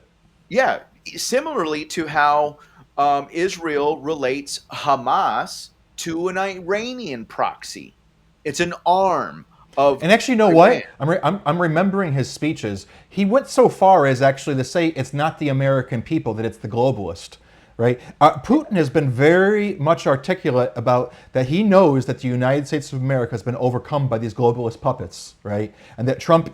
And that's why he's not trying to put the blame on the United States citizenry for what America's aggression has been and their role in all of this. Right. His speeches are prolific. We're like, he's against the globalists. Trump's against the globalists. Who is Who is Voldemort with? Who pumped him? The globalists working through the United States of America in these previous administrations are the ones that created Voldemort. Yeah. I mean, wasn't he a gay actor? He was a gay actor, I think, before this, or he was an actor that maybe he was a comedian. He was a comedian that did something like that. They had gay scenes and drag shows and all this type of jazz. Yeah. Yeah. All right, let's continue. But it's not enough. It's not enough. Under these circumstances, do you envision a trilateral summit with Putin and President Zelensky? Wait 1 second. I asked this question that you didn't like because I wanted to know if you want to position yourself in the middle between Russia and Ukraine or on the Ukraine. Dude, look at that Trump. What is that? That Trump book down there at the bottom. See that? It's kind of cool. No, I'm in the middle. I want to solve this thing. I'm for. Yeah, let me both. just. I want to get it solved, and it's. To know if you want to position yourself in the middle between Russia and Yes. Ukraine, or on the Ukraine's No, I'm in the That's middle. a good question. Do you want to position yourself in the middle? In other words, like, do you want to be the one that holds everybody back? That's a good I question. want to solve this thing. I'm for both. I want to get it solved. And it's Vladimir, he wants to get in on this. wonderful to speak badly about Both of them. somebody else, but I want to get it solved. If we can solve it, great. If we can't solve it, they're going to have to fight it out, and who knows what's going to happen. But I want to see it get solved. May I follow up? One more question about U.S. troops in Europe. After Russian invasion of Ukraine, your predecessor sent additional troops to Eastern Europe, including Poland, my country. Yeah. Are you committed to Okay, so he said he's from Poland. So that guy is from Poland. keeping these troops on the eastern flank of NATO in the future? I'm very committed to Poland. I think Poland has really stepped up and done a great job for NATO. They, as you know, they paid more than they had to. They are one of the finest groups of people I've ever known. I'm very Which I will say, really quick, just a side note about Poland, very, very pro-Christian nation. They proclaim to be a Christian nation. You could say, well, they're what denomination? That's a whole other topic. But they claim to be a Christian nation. They reject all the transgenderism, all that ideology, and the alphabet community, all that stuff. They reject all that. So Poland is actually they're pretty cool Christian. They hold their values of Christian nation. very committed to Poland. I'm also a Polak. The Polacks are wonderful people. And Oh, you they're are? I often- didn't know you were a Polak. Yes. Matt? I'm I'm Slovak and Polish, but it's funny how we've always had these jokes about how stupid the Polish people are. It's actually quite the opposite, and Yeah. there's always been a willingness to stand up against the status quo from Poland, even going back to World War II. I can't believe you said that. You're gonna make me laugh. What about what? about Polish being stupid and stuff like that, because Well, they say that, you're but making, no, you're making we're me think back to brilliant. my childhood about some jokes that I heard. Anyways, Poland's in a tough neighborhood, you know. What about the Baltics? The Baltics, they got a lot of, it's a tough neighborhood too, but we're committed. We're going to be very committed, and we're committed to NATO. But NATO has to step up, and the Europe. you see now, look, I don't think Trump is actually committed to NATO very much. He has to be diplomatically for the negotiation between Ukraine and Russia. Okay, so Trump has to position himself and not be distant to NATO. I think he's very. I don't think Trump doesn't really like. I don't think Trump really likes the fact that America's NATO. Specifically, in NATO in itself is okay, but the problem is the NATO is being governed by the United Nations. Okay, And it's being governed by the globalists, basically. Correct. So the idea of NATO, no problem, right? But the kingpins within NATO are the United Nations, with in no unequivocal terms, we're 100% against them. We're basically withdrawing ourselves from the United Nations at this point. Yeah, and I think, anyways, I'll hold that. I'll reserve that comment. Europeans have to step up more than they have, and I want to see them equalize because they are in for far less than we're in, and they should be at least equal. You understand? Now, before we that? get too carried Why away, is can the we just United- say here, everything is sort of respectful, right? I don't see anything going on. I don't see anyone saying anything disrespectful on one side or the other. A lot of stupid questions. Yes, okay, he didn't have a chance to answer a couple of things. He finally starts speaking up for himself, but I don't see anybody stepping out of lines on either side. I think this is a really great discussion up until this point with a couple of hiccups, but who cares? It's live. Would you agree? United States Yeah, I mean, I think it's obviously there's some tension in the room. Obviously, it's going to be a tense negotiation. It's going to be a tense time. And yeah, there was a couple of obviously that suit question. I think that was ridiculous. Should have never happened. And then that CNN lady that you were talking about. Well, he's shaking his head no, so she was trying to egg on something. Other than that, Vladimir's not being disrespectful. Zelensky's not being mean or cruel or anything. He's got some body language which is like, hey, what's going on here? You know? no, and he But wants I to don't. address some answers that he wants to be able to get to answer. He wants to be able to get to talk. And Right. you know, obviously they were cutting them off, and so But yeah, he isn't being dismissive about the United States. He isn't putting us down, right? He had one statement where he did say to Trump, where he was saying that you were in office as well, right, during this time period, and Trump gave him some pushback, right? But that was managed, and they weren't jumping out of control. Yeah. Okay. All Yeah. right. So. We have an ocean in between. Why is the United States in for so much more money and other things as Europe? With that being said, it is. So again, let me just address what Donald Trump said. He's talking about the ocean in between NATO and Russia and all that stuff, that we have oceans on each side, and that acts as a deterrent, obviously, from any foreign adversaries. And so, but he's saying that like, hey, listen, NATO should pay their share, and he gave good credit to Poland for paying more than their share. And so that's the whole synopsis of this question. As you said, they've also been obviously very helpful, but we have put in far more than they have, and I think they should equalize.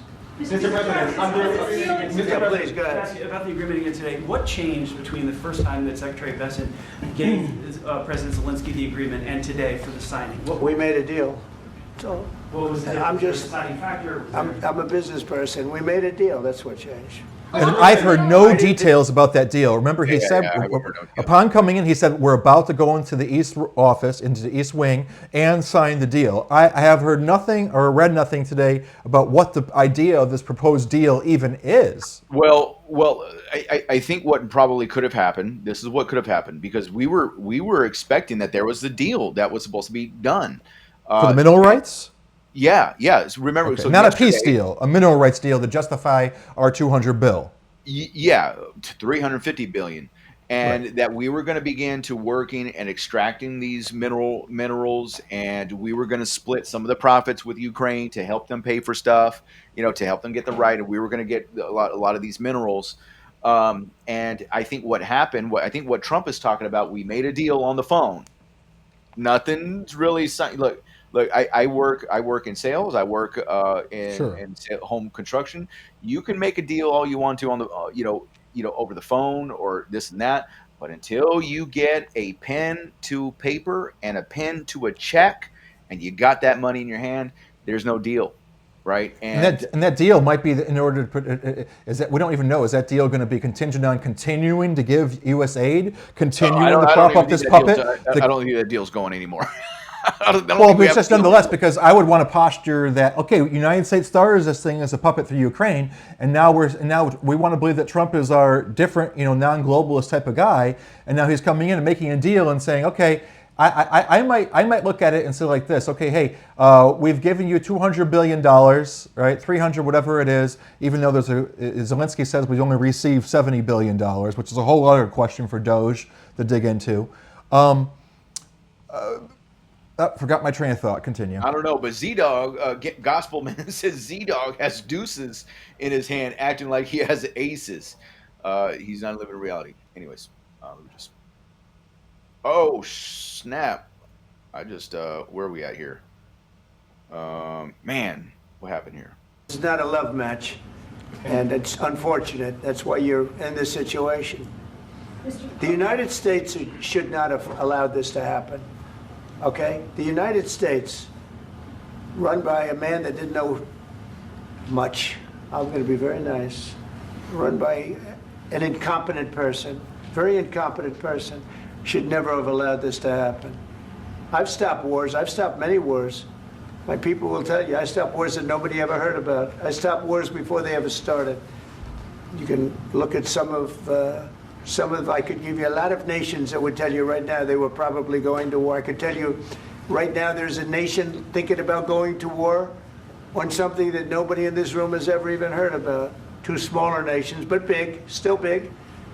And I think I've stopped it. But this should have never happened. Mr. President? Sorry, just a second. About any negotiations. First of all, I want really to tell you, and I think that everybody understands that Ukraine, more than Ukrainians, nobody wants to stop this war. But at the future, any negotiations, it's understandable that two sides of the war not Russia and the United States, because this is not the war between Russia and the United States. This is war of Russia against Ukraine and Ukrainian people. So these two sides will be at the anyway will be at the negotiation table. Then of course United States, like the strongest partner of the Ukraine, and of course Europe. I think Europe is very important. I want to speak about it with the president. Yes, Europe is very important for us because we really defend Europe for today. All Europeans really recognize that we are defending line, and they have he thinks he's Israel all of a sudden. dying. You know, he thinks that he's Israel, like he's the only lone wolf over there in the Middle East. Right. I don't see Russia's aggressions being a threat. And honestly, anybody it's almost like the fact that these globalists have done what they've done, right? Now we both have people who under the Trump administration, we don't like globalists. We call them the enemy. Over there in Russia, they don't like globalists. They call them the enemy. We now have a mutual friendship because of what the globalists have done. And that's why they helped us. And also, it's about the NATO. Yes, between, like the president said, you have big, nice ocean. Yes, between us. But if we will not stay, Russia will go further to Baltics and to Poland, by the way. But first to the Baltics. It's understandable for them because they've been in the USSR. You know, they've been one of the republics of the USSR, and Putin wants to bring them back to his empire. It's a fact. And when he will go there, if we will not stay, you will fight. Your American soldiers, it doesn't matter, do you have ocean or not, your soldiers will fight. See, again, he's using the NATO Articles 5 as like, you know, something that is now, you know, going to happen because Russia won't stop after he takes Ukraine, that he's going to go into Poland, which happens to be a NATO ally, NATO member. And so Zelensky is trying to basically give himself a little bit of leverage. And you can see Donald Trump is like, he's not really up for it, you know, but. Would you be willing to visit Ukraine, maybe Kyiv or? But he's holding his tongue. He's biting his tongue. Trump is biting his tongue. Odessa, which is going to be I love it. with Black Sea. It was my question. I'm sorry. I don't want to Still kindness, still nice. Yeah. Still kindness, still nice, still I want jovial. to talk about making a deal, getting peace. We don't have to talk about Odessa, but a lot of cities have been destroyed. A lot of cities that are not recognizable. There's not a building standing. No. And a lot of you have to come, things. Mr. President, you have to come and to look. No. We have very good cities.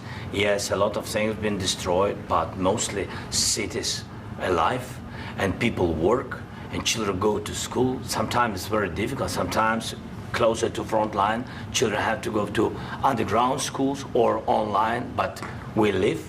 Ukraine is fighting, and Ukraine lives. This is very important. And maybe it's Putin is sharing this information that he destroyed us. No, he lost 700,000 people, 700,000 soldiers. He lost everything. Yes. So. Mr. President, one more. I mentioned Poland. Please, go ahead. When did you last speak with President Putin, and what did he say that? A couple of days ago. And what did he tell you that gave you the assurance that he wanted peace? Well, that's what I do. My whole life is deals. I know pretty good. And I've known him for a long time. I've dealt with him for a long time. He had to suffer through the Russia hoax. You know, Russia was a hoax. It was all Biden. It was nothing to do with him. So he had to suffer through that, and he was able to do that. I think that he wants to make a deal, and he'd like to see it end. That's all I do. That's what I do. My whole life, that's what I do, is make deals. And I'm in the middle of a mess, because this is a real mess. It's a very dangerous one. If this doesn't get solved now, it's not going to get solved for a long time. So I hope we're going to get it solved. In the back, please. Thank you, Mr. President. Prime Minister Starmer claimed repeatedly that his government believes in free speech and was not engaged in censorship. But his country's government arrested people. He's talking about Starmer, who's the Prime Minister of the UK. And Zelensky, he's looking like, what? Who's he talking about? So. For memes and thought crimes. His question is de facto. It's just completely off topic. And even more worrisome is pressuring American companies to censor Americans on its behalf. How can he be a reliable, trustworthy partner when he says things that are demonstrably false on such an important topic? Well, we actually spoke to him about that yesterday, and we thought they took it very, very much too far. JD was very strong on it. So was I. So was Marco. And we've been speaking to him about it. Marco, would you like to say something about that? Yeah, we have concerns, obviously, with the conduct of theirs, particularly as it impacts Americans. And there's real concern that American speech, which is online, could fall into the hands of British or any country's jurisdiction. And so this is a point the Vice President made at Munich, and I think it's a very compelling one, that what unites us with Europe, as much as anything else, is these shared values, and one of them being free speech.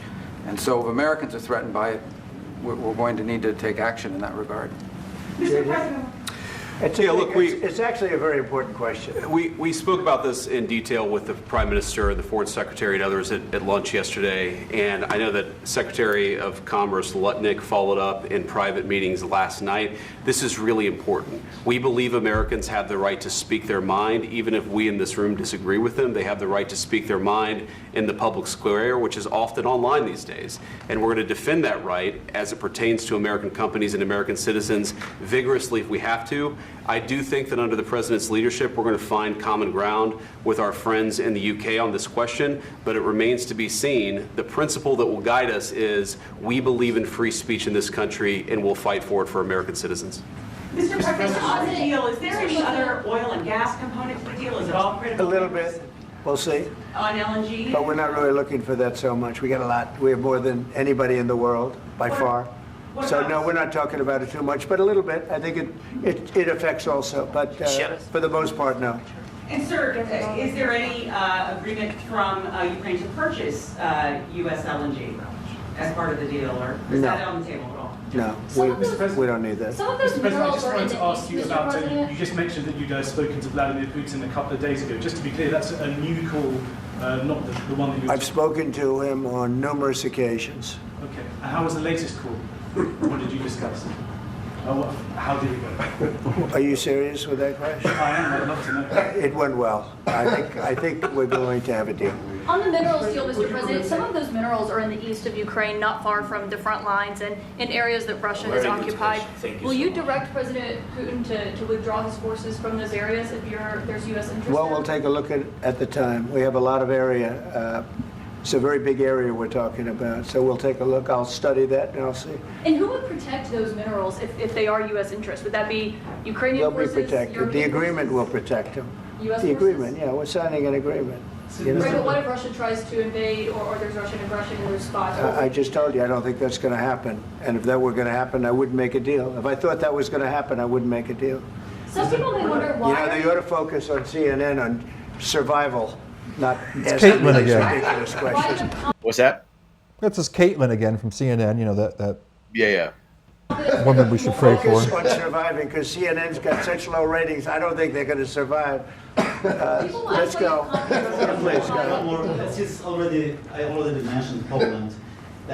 Poland was under Russian control for decades after the Second World War.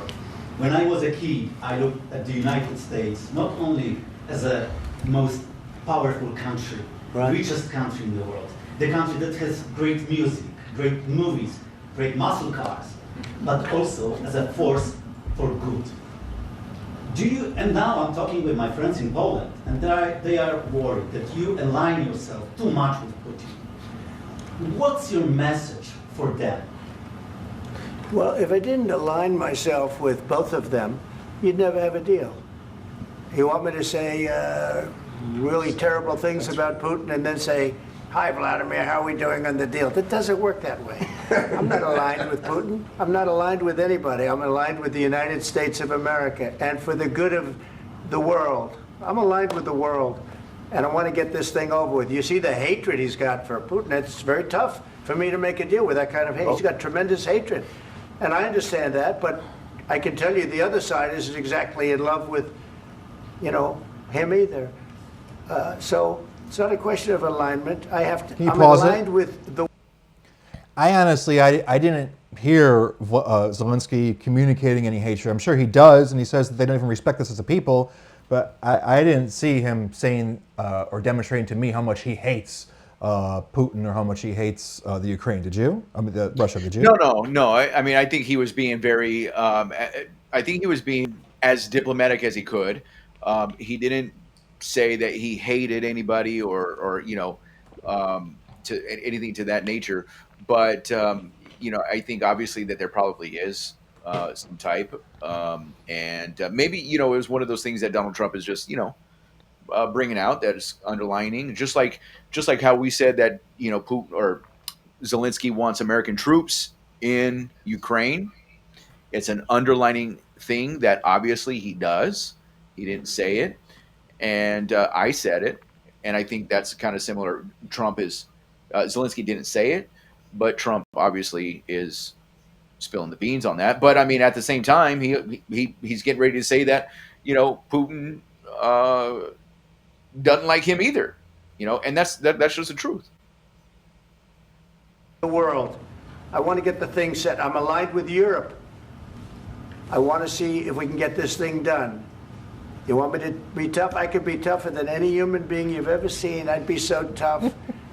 But you're never going to get a deal that way. So that's the way it goes. All right, one more question. Hey, I will respond to this. So look, for 4 years in the United States of America, we had a president who stood up at press conferences and talked tough about Vladimir Putin, and then Putin invaded Ukraine and destroyed a significant chunk of the country. The path to peace and the path to prosperity is maybe engaging in diplomacy. We tried the pathway of Joe Biden of thumping our chest and pretending that the President of the United States' words mattered more than the President of the United States' actions. What makes America a good country is America engaging in diplomacy. That's what President Trump is doing. Can I? That's a good answer, and Very I think fair. JD, that was a good answer. That's the vice president that we love. Yeah. The Jekyll and Hyde is about to come. Yeah. Let me just where are we at here? Give me 1 second. Let me just. It's doing. Can I ask you? Sure. Yeah. Yeah. Okay. So he occupied our parts, big parts. Now, I think maybe let me just say this because this is where it's going to get heated. Now that I'm doing this a second time, I think that maybe what Zelensky is going to ask probably should have been behind closed doors, but of Ukraine, Not his fault. East and Crimea. So he occupied it on 20. because now he's interviewing JD Vance rather than the questions coming from the reporters. Now you have two political positions that are now questioning each other. And so that's why I think that that this is where it should have just stayed. But that's when it should have stayed behind closed doors. Well, but the only thing I would say is that he respectfully opens his mouth and he says, "Can I ask you a question?" We didn't have to say that. He could just ask him a question. And now he's 40 minutes in. You get comfortable, right? So he starts out nervous, I don't know what he's getting himself into. 40 minutes, now he's comfortable, right? And so, okay, now he's going to have this discussion. Let's see. JD opened his mouth, he did very well.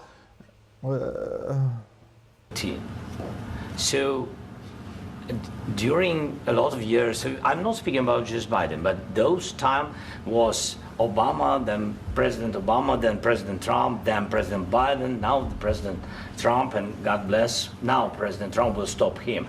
But during 2014, nobody stopped him. He just occupied and took. He killed people. You know what the contact line? 2015.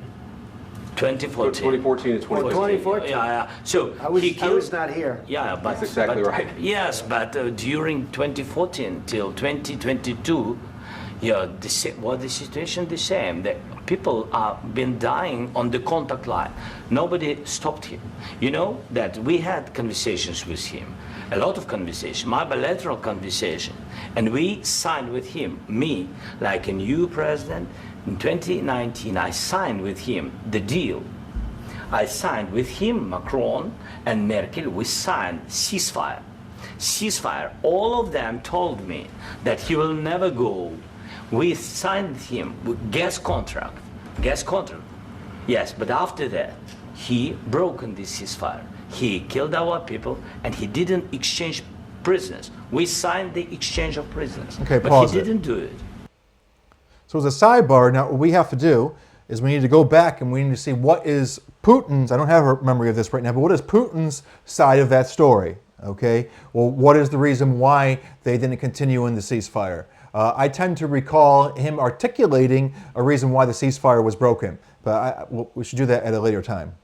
Well, part of what I would say is that Ukraine was, when Biden was in office, Ukraine was basically fishing to get into NATO.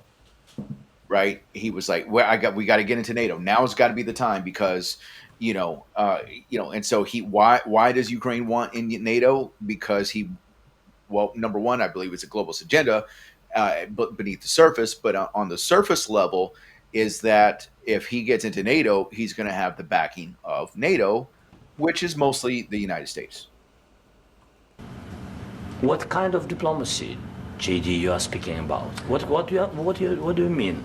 I'm talking about the kind of diplomacy that's going to end the destruction of your country. Yes, but if you Mr. President, with respect, I think it's disrespectful for you to come into the Oval Office and try to litigate this in front of the American media. Right now, you guys are going around and forcing conscripts to the front lines because you have manpower problems. You should be thanking the President for trying to bring an end to this conflict. Have you ever been to Ukraine that you say what problems we have? I have been to. Come once. I've actually watched and seen the stories, and I know what happens is you bring them on a propaganda tour, Mr. President. Pause it. Do you disagree? Does this guy? I mean, I love JD, I do, but he's using very derogatory language, whether it's accurate or not. Propaganda war, bringing him on a propaganda tour. JD just started this. JD just escalated it, changed the tone of the room completely. And Trump is about to match his tone. Yeah, look at the body language of Zelensky. Closed I'm off. sorry, JD. You're close. Within that White House administration, I honestly trust you the most of having the Spirit of God. You know what I mean? And like being rooted in the Scriptures and all this jazz. I honestly don't care if you make 1,000 mistakes. I'm not. I didn't volunteer for your job, man. I'm not the vice president. I ain't got nothing to say against you. But bro, Yeah, I mean, again. I think, JD went a little bit above beyond. Obviously, he went more than above and beyond. He should have realized, hey, we have all the cameras here, and right. Zelensky is technically just asking him a question. Right. What diplomacy are you actually talking about here? Because again, I think there's also a language barrier. Zelensky doesn't have the best English. Okay, and I'm not expecting him to. I'm not trying to use that as a negative toward him. Oh, he doesn't speak English. Like, that's not what I'm saying. But obviously, there's a little bit of a language barrier, and some of the things that he says, it obviously he puts, he kind of mixes up, the structure of sentences, things like that, from time to time, and so I think there's a little bit of a barrier there, and JD should have recognized, hey, wait a minute, this needs to be behind closed doors. We'll have it, behind closed doors, you can hash it out, right? Right. You can hash it out. You can let tempers flare. I mean, this happens to the body of Christ also, right? But what you do those things behind closed doors. If you have a problem with somebody, right? What did Jesus say? He said, go in private with your brother, right? And I'm not saying that these guys are brothers, but I'm saying that there's a biblical thing about hashing things out in private. Some things, or at least understanding the psychology of how much more pressure is on you. Just for example, 2014 versus 2015, you could see on Trump's face that he was a little embarrassed that he got that number wrong, right? That he was trying to correct Zelensky, right? And like, it's just a little bit more embarrassing when you're in front of camera when you get these little details, and your brain fixates on that a little bit more. So if we're going to say that, absolutely, that Zelensky should have recognized not to fight this, not to have this debate in front of the American people, not to litigate in front of the American people.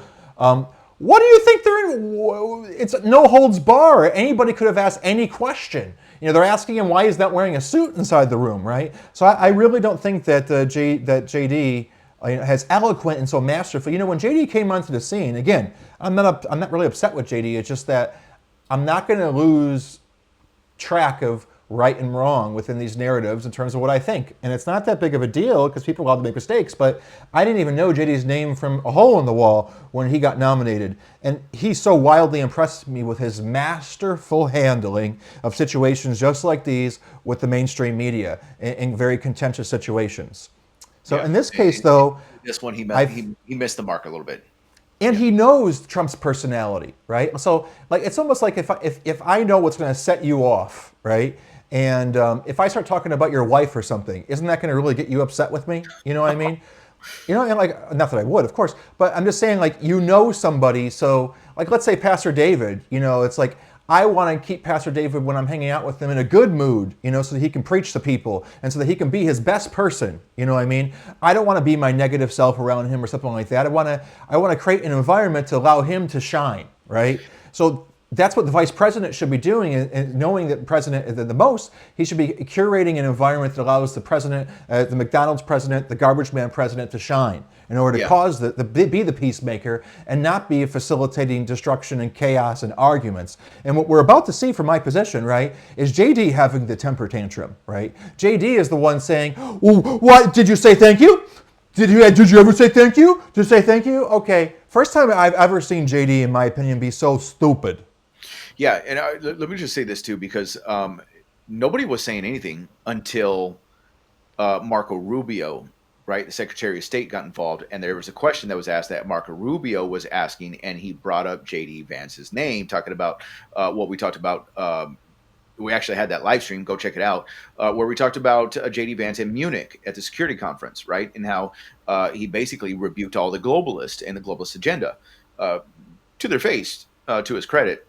And he did a masterpiece of a job, actually, there. Yeah. And that's what they were talking about. And so I think it kind of triggered something. Oh, yeah, I shined. Everybody was happy. And, you know, because I think what he's doing is he's trying to defend Trump. Well, not only is he trying to, no, I think what JD is doing is he's trying to interview for his next job. Right, he's trying to shine. He's trying to get the next viral interaction, right? And so he wants to be on the world stage. Maybe, but the preceding thing was just, there was like a history lesson that was being given there, right? And in that history lesson, you know, poor history lesson, if you ever heard Putin give history, this guy is like, oh, super articulate when it's being translated to English. But in Zelensky's broken English, he's creating a timeline there, and his point is sort of saying that, hey, Trump, you know, you were actually in office, you know, 4 years as well, right? And you didn't really stop any of this, okay? And now I think that's offensive. Just like if you know, Alex, you and I have had disagreements with each other, right? But it's one thing for me to disagree with you, maybe even call a name to you or something like that. It's another thing for someone who doesn't know you to come up and disparage you, right? And to talk badly about you. And that would provoke me to defend you. In front of right? the public. Yes. Millions. And so, yeah, right. Billions. So I feel like are probably seen this by now. Right. I mean, yeah, billions. I mean, you don't think all of Russia has seen this by now? You don't think all of Europe has seen this by now? I mean, the whole world's this administration is doing something. Anyways, I don't want to get off topic, but I think what happened with JD Vance, and look, we're just being fair, right? I don't even know what everybody's saying in the comments, if anybody's saying anything, right? Because what was being portrayed, what I was watching on the clips on X, by the way, follow us on X. Link to that is in the description, and follow us on our new YouTube channel, Faith the Nation. Link to that is also in the description. When I was seeing bits and pieces, it seemed at first you would only catch, you know, the piece here, piece there, and of course I'm working, you know, so I've got a lot going on. I'm trying to just, you know, see what's going on, and it seemed as though that this meeting was just you know, a back and forth, where when you see the whole thing play out, like you mentioned, it seemed, even though there was tensions, even though there was moments, it seemed like it was going along really nicely until Zelensky asked a question. He did it cordially. I will say that he did ask the question, can I ask you a question? He did it nicely. But I just think that those types of things, that's when it should have been behind closed doors. And I think JD wanted to take the opportunity to have another audition for presidency, right? Because he knows, as it sits right now, Donald Trump isn't getting a third term, right? I don't even know if he would do it on third term if there was ever a possibility. But I think he's auditioning, and he's on the world stage. He has the whole world looking at him. Everybody's watching this meeting, right? And he's trying to take another audition here. You should be thanking the president for trying to bring it into this conflict. Have you ever been to Ukraine? Did you say what problems we have? I have been to. Count once. I've actually watched and seen the stories, and I know what happens is you bring them. Okay, so pause it. That was kind of like a Kamala. Like, I've studied the maps. Well, it was sort of like he was about to articulate. I have been to. I'm about to lie. I can't lie. And this is an embarrassing moment for him because his eloquence, his sequence of eloquence, is being broken by someone with quite poor English. Well, I mean, look, to be fair, like, obviously JD, he's really, really good. He's really quick. He's witty. I trust him. He's great. He's good, but he dropped the ball on this one, and this is a big ball. That's it. And I got a lot of people thinking big ball, and it's all big ball. And I got a lot of people that just want me. Listen, I'm a very loyal person, right? I also am I'm loyal, and I'm loyal to a fault, right? And I feel weird, when I'm like, I don't want to be disloyal to them, but my loyalty is to like the truth, right? And it's like, no, man, this one I want to call out. I don't want to be calling them out every other day. I'm not their policeman, right?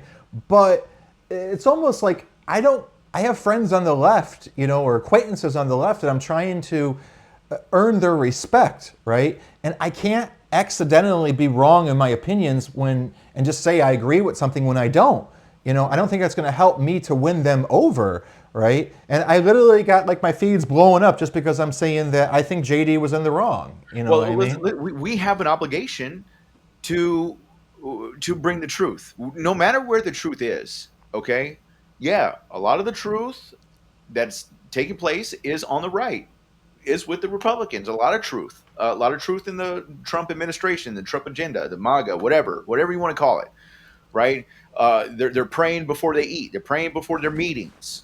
Okay, that is happening a lot more than what it was. And so, but we have an obligation, obviously, to stand on the side of truth, right? Jesus says, anybody who hears truth listens to me, right? Anybody on the side of truth will listen to me. And so we have an obligation to be truthful. And if the Trump administration, any part, drops the ball, no matter big or small, we have an obligation to bring just whatever the truth is, right? Jesus said, all who worship God must worship him in spirit and in truth, John chapter 4. So we have to have truth. We have, and look, they are public servants. J.D. Vance is a public servant. Donald Trump is a public servant. Yeah, they have the highest positions in the nation, possibly the world, definitely President Trump. But we have to be able to stand on the side of truth, even if they're wrong.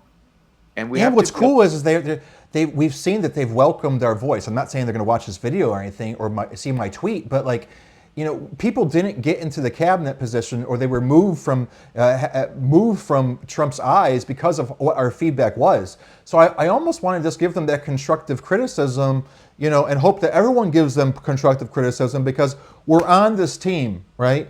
But there are notes for improvement, and I would think that people with the conscience and stuff like JD, he probably knows that he made a mistake there. I don't know. I guess it's not a matter of I'm like, you're not allowed to make any mistakes. How dare you make a mistake? No, but I do take it personally when you start to like point the finger at me, because it's like personal, right? And say that I'm a tard, or whatever. I'm messed up because I see this. And honestly, I'm glad you're watching it with me because I wanted to see. I didn't know what your opinion would be. I didn't know if you would see the same way that I see it. You know what I mean? So I'm comforted that you're sort of seeing that I'm not like a Zelensky apologist here, but and I do believe that he might be just as wicked as like an Epstein or any of these other type of guys, to be honest with you. But in terms of in this moment, in this 40-minute window of time, I didn't see anything that merited this type of diatribe that we're now interrupting the most important part of the whole thing. It's like a build-up. Yeah. Let's Sorry. let it play. Mandatory, Mr. President. Do you disagree that you've had problems bringing people into your military? We have problems. And do you think that it's I will respectful answer. to come to the Oval Office I of will the United answer. States of America and attack the administration that is trying to prevent the destruction of your country? A lot of questions. Let's start from the beginning. Sure. First of all, during the war, everybody has problems. Even you, but you have nice ocean and don't feel now, but you will feel it in the future. God bless. You don't know that. God bless. You don't know God that. bless. You Don't- will not you have gotta- a war. Don't tell us what we're going to feel. We're trying to solve a problem. Don't tell us what we're going to feel. I'm not Pause telling it. you, Because I'm you're in no answering on this position to question. dictate. Okay, so if you rewind to 20 seconds, yes, he put his foot in his mouth. He did, but this is Trump's fault now, not fault, but he's trying to back out of this. He's rephrasing what he just said again, and Trump is just going to continue. And this environment now has been triggered by what JD just did, because now Trump might even want to be competing with JD if what you were saying was correct, right? Per se, JD raised the temperature in the room, and now Trump is so masterful. He's going to do the punch out right now. And is that punch out going to help the millions of people who are dying, or is that punch out going to help to facilitate that? That it's not a peace deal they're going to sign in the back room right now. It's some sort of like payback deal of some kind. You know what I mean? Anyhow. God bless. You don't know that. God bless. You don't know God that. bless. You Don't- will not have gotta- a war. Don't tell us what we're going to feel.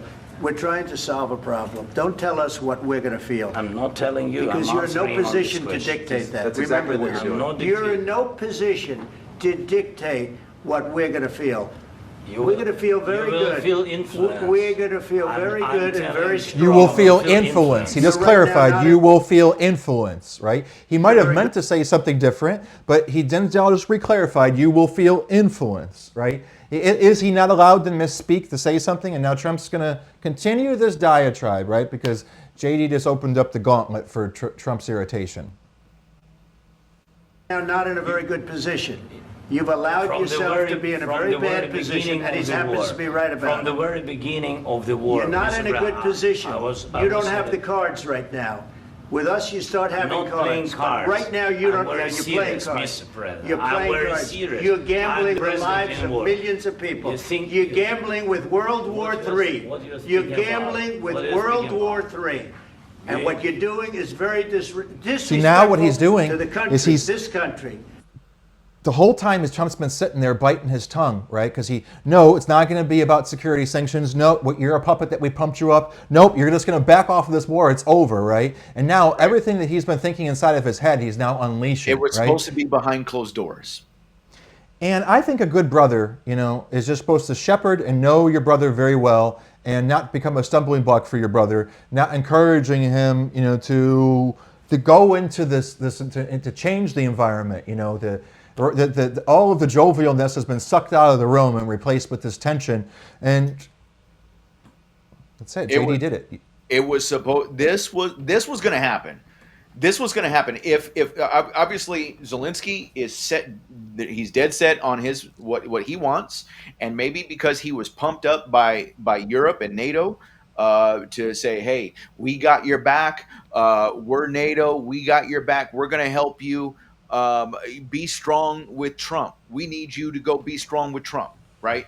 And so he was set in his position, but so is Donald Trump. Donald Trump this was, like you said, this was already on Donald Trump's mind. This is on everybody's mind.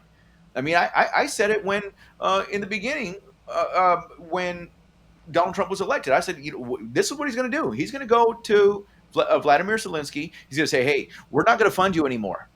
It's over.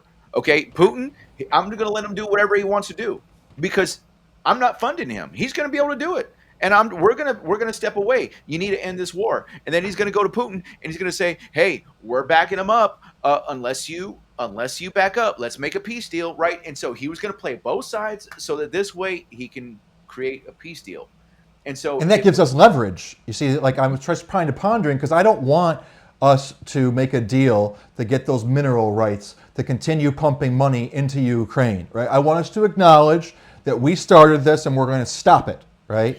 And I Yeah, well, and it wasn't, but I but I it wasn't going to be funding to arm them and to, basically give them all these. I think what it was going to do was going to help him rebuild, right? but Rebuild that some would be accounting leverage. tools and all that stuff, right? And Oh, well, so, that would be cool. That would be cool. But I think that nonetheless, I don't know what the details are, but whatever deal that they do make amongst one another, right?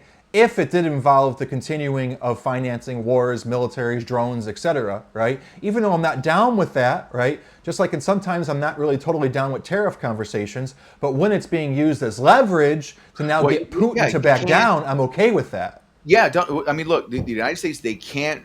Unfortunately, this is the trap we're in.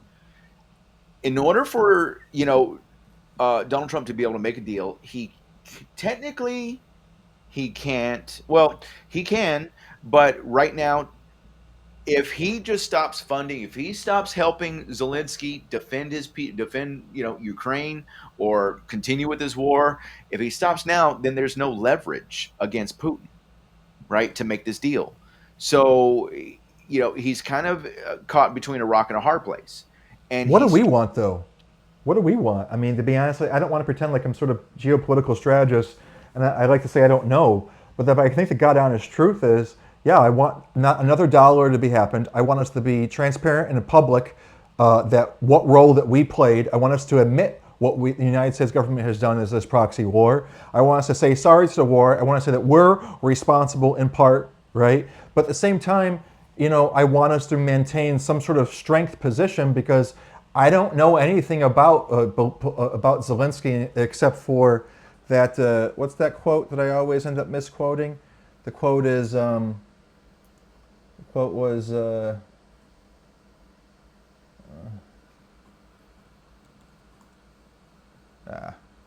enemy of my enemy is my friend, and our enemy being the globalist. You know. Yeah. Yeah. Yeah. Yeah. Well, listen. If the United States gets out of funding Ukraine, then Putin is basically going to run over. Now, the problem with that, and here's now the problem with that, is that if Vladimir Putin takes all of Ukraine, then guess who is now at the door of NATO?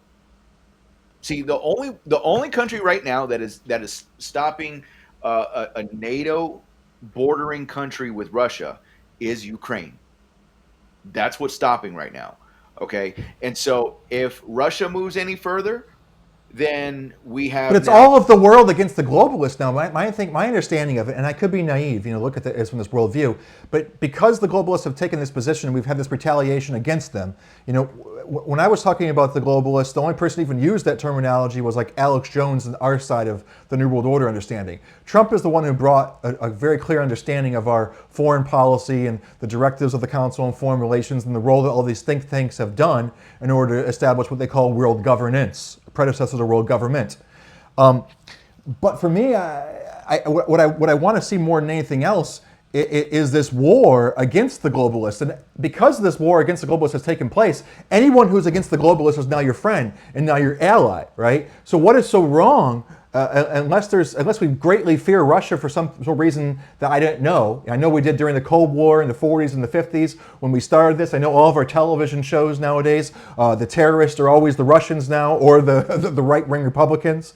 But ultimately, isn't now war, with all of these speeches that have been coming out of Putin's mouth for the past 4 years, directing them at the globalists within our United States government and saying, I like Donald Trump and that Donald Trump is not a globalist, what's so wrong with someone like Russia joining NATO and establishing that peace, that global hegemony? What am I missing? Well, Russia is NATO is never going to be a part. Russia is never going to be a part of NATO. Number one. Number two, I think what we need to understand is that there could be. Now, I don't know for certain. I don't want to say that I know. Okay, this is something that we need to look into just a little bit deeper. But the fact is, Russia, used to be the USSR, right? And you have Poland, where they took over Poland. They took over. Well, Ukraine used to be a part of Russia as well. And so there's an underlining thought that Russia like Putin, thinks that Ukraine belongs to Russia. At least that's what we're hearing over here. And this is where you got to dig a little bit deeper. You can't just take everything that we've been hearing in the media over the last 4 years, because they're painting a picture that Russia's big bad Russia. And look, I'm not saying that Russia's innocent. I'm not saying Ukraine's innocent. What we're saying that right now is, in the situation we're in at the moment, there's a war between Ukraine and Russia. If Donald Trump and the United States just step out of the way and just begin to turn the blind eye and allow Russia to continue war, eventually with no funding, with no weapons, he's just going to run over Ukraine eventually. Okay, Ukraine's going to get overran. And then you have Russia at the door of NATO. And if he decides, again, Article 5 of NATO, and if there's attack from Russia into NATO, one of the NATO countries, Lithuania, Sweden, Norway, whoever. But it seems like that's a red herring, because it's at this point, I think I have a way too simplistic way of seeing it. I do, but it seems like it's all of the world versus the globalist. You're either with the globalist or you're with the free sovereign nations of the world. But the problem is the United States is part of NATO. But I think that Russia's articulation, forget Russia, Putin, right? If these translations that are coming through from Russian into English, which is all that I read in the transcripts, if they are true, and his masterful understanding of history and his articulation of the enemies, right? Russia is against the globalists. The globalists were responsible in the 30s and the 40s and 50s with starting all of these problems to begin with, okay? They've always been involved in stirring the pot in order to cause nation to rise up against nation. I'm not saying Satan's always involved in this type of detail, but now, because of the role the globalists have had, many people didn't know it was the globalists doing this. They didn't know that this guy inside their office was a globalist. There was a stooge, was a spy. It was working for the powers that be in order to cause this worldwide. I tell you what. Let's have this conversation. This is a good conversation. This is really where the conversation really needs to be had. Okay. Let's just finish watching the clip so everybody can watch. Sure. Because we're kind of jumping the gun here. Right. And I want everybody to let's get to the drama. We've slow cooked this. We slow cooked this pig for an hour. Position to dictate what we're going to feel. We're going to feel very good. Feel influenced. We're going to feel very good and very strong. You will feel influenced. You're right now not in a very good position. You've allowed yourself to be in a very bad position, and he happens to be right about it. From the very beginning of the war. You're not in a good position. You don't have the cards right now. With us, you start having cards. Right now, you don't. You're playing cards. You're playing cards. You're gambling with the lives of millions of people. You're gambling with World War III. You're gambling with World War III. And what you're doing is very disrespectful to the country, this country. That's back to you. Far more than a lot of people said they should have. Have you said thank you once? This entire meeting? No, in this entire meeting, have you said thank you? You went to Pennsylvania and campaigned for the opposition in October. Offer some words of appreciation for the United States of America and the president who's trying to save your country. Please, you think that if you will speak very loudly about the war, you can... He's not speaking loudly. He's not speaking loudly. Your country is in big trouble. Can I Wait a minute. No. You've done a lot of talking. Your country is in big trouble. I know. You're not winning. You're not winning this. You have a damn good chance of coming out okay because of us. Mr. President, we are staying in our country, staying strong from the very beginning of the war. We've been alone, and we are thankful. I said thanks you haven't in been this alone. cabinet. You haven't been alone. In this cabinet. We gave you, through this stupid president, $350 billion. You voted we gave for you your military president. equipment, You and you voted men for are your brave, president. but they had to use our military. What about If you didn't have our military equipment, if you didn't have our military equipment, this war would have been over in 2 weeks. In 3 days, I heard it from Putin. In 3 days, this is something maybe new. Less. In 2 weeks, of course, yes. It's going to be a very hard thing to do business like this. Again, I tell you. just say thank you. I said a lot of times to American people. Accept that there are disagreements, and let's go litigate those disagreements rather than trying to fight it out in the American media when you're wrong. We know that you're wrong. But you see, I think it's good for the American people to see what's going on. I understand, sir. I think it's I very understand. important. That's why I kept this going so long. You have to be thankful. You don't have the I'm cards. thankful. You're buried there. Your people are dying. tell you You're again, running I low know. on soldiers. Don't- Listen, don't, please, you're running Mr. low President. on soldiers. It would be a damn good thing. Mr. And then President. then you tell us, I don't want a ceasefire. I don't want a ceasefire. I want to go and I want this. Look, if you could get a ceasefire right now, I tell you, you take it so the bullets stop flying and your men stop getting killed. Of course, we want to stop the war. But you're saying you don't want a ceasefire. But I said to you, I want a ceasefire. with guarantees. Because you'll get a ceasefire faster than an agreement. Ask our people about ceasefire, what they think. That wasn't It doesn't with matter me. for you what That what wasn't this with me. means. It That was wasn't with you. a guy named Biden who was not a smart person. This That is was your, with, this that was is with your Obama. president. It was your president. Excuse me. That was with Obama, who gave you sheets, and I gave you javelins. Yes. I gave you the javelins to take out all those tanks. Obama gave you sheets.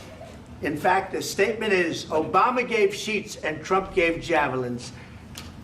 You got to be more thankful, because let me tell you, you don't have the cards. With us, you have the cards. But without us, you don't have any cards. One more question to Mr. Vice President.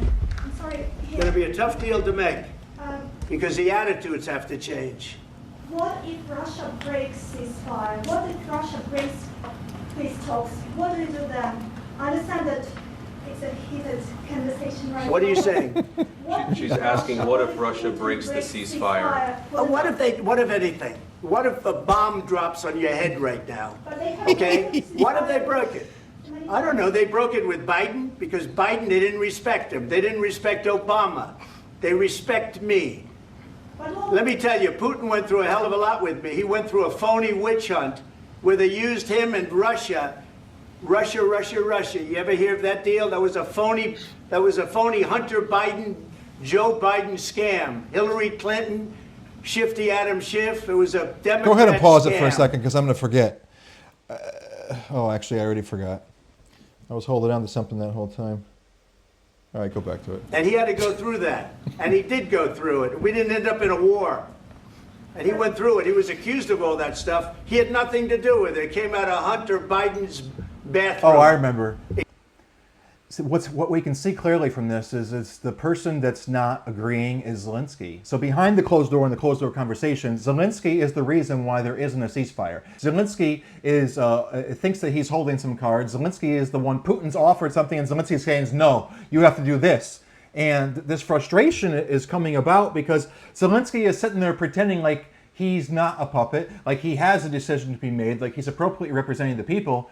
And Putin has an offer on the table that could end all of this, that Trump helped mitigate, and the only person that's preventing that right now is this man in black, right? And this is where all this frustration is coming out right now, because this could have all been done, but Zelensky is sitting there and saying, no, whatever his terms are, I don't know what they are, but he's preventing this ceasefire. He's preventing it all from happening. This is my hypothesis, my theory, and that's why this diatribe is happening. It came out of Hunter Biden's bedroom. It was disgusting.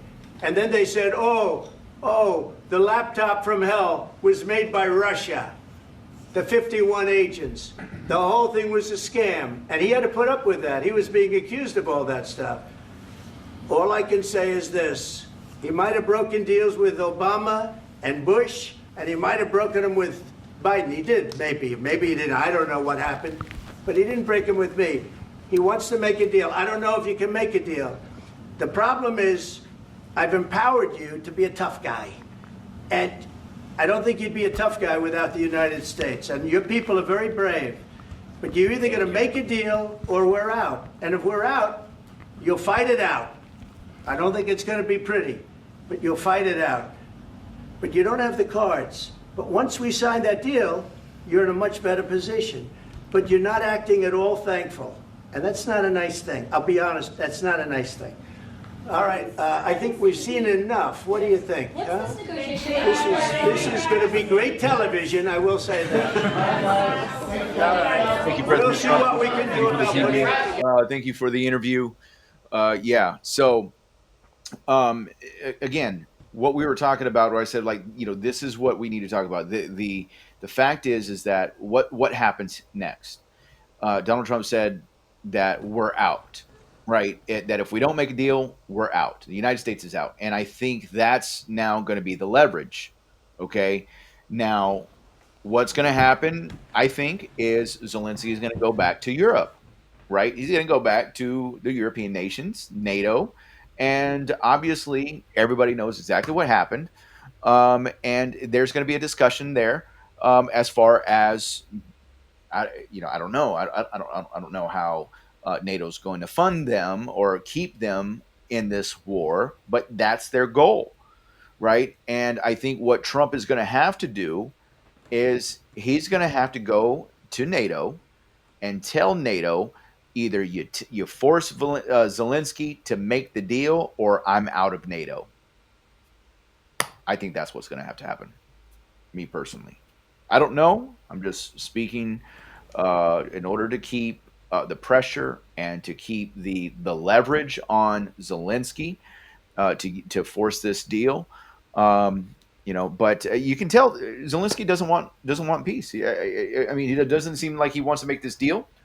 I don't know. You tell me, Matt. What do you guys think? Let us know what you guys think. You know what? I'm going to make a poll. I'm going to make a poll to Zelensky. My personal opinion is that I think that Zelensky really is a drugged up man. I believe that that someone who puts himself in a position to facilitate a mass embezzlement of what was the quotation of over $170 billion was sent to Ukraine. This is as of like February 2nd. It was like $170 billion at that point had been supposedly earmarked to be sent to Ukraine, and he said that we only received $70 billion of it. I think that whatever role that he's playing over there, I don't see him as a good guy. I see him as somebody who's made an agreement with the powers that be to be in the very same position that he's in right now. And he's used to dealing with a corrupt administration. I think that this is just as JD pointed out that he was speaking on behalf of Kamala Harris, okay, just a couple of weeks behind the campaign. Ultimately, all of his support was for the Harris administration. The Harris administration is in alignment with the globalist. And now we've invited him into the office, into the Oval Office, and he is now in a country that used to be wearing the mask of the globalists. The globalist mask has been ripped off, and the very same people that enabled him, when Trump just said that, that we enabled you to become a bully, right, are now trying to take the Frankenstein that they created and stop it. And I don't think he necessarily realizes that when we decide that we're going to just forego our entire reputation and admit that America has been a stain on the world for such a long period of time, I think he sort of doesn't understand what we may be willing to admit when we're exposing the Epstein's files and when we're going through Doge and exposing all of this corruption, of how we're looking to air our own dirty laundry. Yeah. So obviously the meeting ends, and then basically what happens after that is we have this. It says that Donald Trump had kicked out Zelensky. I'm going to share my screen really quick, and if you can pull that up for me. This was, it's basically President Trump kicks Ukrainian President Zelensky out of the White House after intense meeting. They were supposed to do a press conference right afterwards, they were supposed to go to lunch, and then they were supposed to do a press conference where, and just like all the other leaders that have been coming. I mean, Zelensky was going to get the same treatment just as everybody else, but until that blow up happened. Obviously now Trump's temperature has risen, and or maybe maybe he thought, because he's the master of memes, and I do think he plays 4D chess, and I think his brain thinks different than I. Maybe they really think, oh my gosh, we just scored a bigger win than I could have possibly imagined. This great humiliation just happened in the world stage is not what I intended to take place. I wanted to be garbage man Trump, McDonald's Trump out here, peacemaker Trump. But what just took place is such a huge win. They might see it as such a huge, gargantuan win that they could get him kicked out and cause a coup over there not a coup, but cause the people of Ukraine to get this guy out of office. And if he's the only person that's standing between peace right now is Zelensky, then Trump might have realized that although, I saw, the temperature being raised in the room because of J.D. Vance, Trump might be all of a sudden saying, man, that went a lot better than I thought it was going to go. Didn't even think about that, And maybe in his 3D, 4D chess way of looking at it, this is a major win because he's thinking a couple of days down the road that I don't necessarily see that way. I'm looking at it from a Christian perspective, trying to give benefit of doubt, right? Not wanting to cause, I want to see a peace deal come to the table. You know what I mean? But he might be just a little bit more educated to say, okay, now this is enough ammunition to really get any little last bit of hold on of support within his country to get the people to vote him out or to force a national election. Maybe something like that, I don't know. But kicking him out of the White House, if it isn't that 40 type of chess game being played in, then I say emotions got the best of us today, and that's not to the benefit of the millions of lives lost or the American people. I sort of feel like Trump's been ahead of my thinking plenty of times. I wouldn't be surprised. Yeah, this right here, this is a statement that came in after Zelensky had left the White House. It says, we had a very meaningful meeting in the White House today. Much was learned that could never be understood without conversation under such fire and pressure. It's amazing what comes out through emotion, and I have determined that President Zelensky is not ready for peace if America is involved, because he feels our involvement gives him a big advantage in negotiations. I don't want advantage. I want peace. He disrespected the United States of America and its chair's Oval Office. He can come back when he is ready for peace. Now, what I want to say about that is I think that obviously what we saw on the main stage of American politics, on the world stage of politics, what we saw play out should have taken place behind closed doors. I think that conversation that we saw was probably going to unfold behind closed doors. I think that was an inevitable conversation. And so, I think it would have been better had it been behind closed doors. 100%. That should have happened behind closed doors. But I think that conversation was definitely going to happen regardless because of Zelensky's position. I think Donald Trump is right because he has the backing of the United States. He feels that he has all the leverage in the negotiation. And, if we do back out, now he really doesn't have leverage. And so that's what I think we're at. I don't know. What about you, Matt? What do you think? Where are we at here? I definitely see every new thing that they do. Okay, it's like, all right, I'm gonna do a $5 million gold card where you can buy your way into a citizenship with a path. Which actually, you know what? You know who I think just bought one of those? Who's that guy? Who's that Muslim guy? Tate? Oh, Andrew Tate? Andrew Tate. Did he? I think so. I don't know what's going on. But nonetheless, it's like, so they announced that thing, right? And I'm like, what is this insanity? Oh! And I stop and I'm like, okay, let me think this through. All right, how is this not ridiculous? And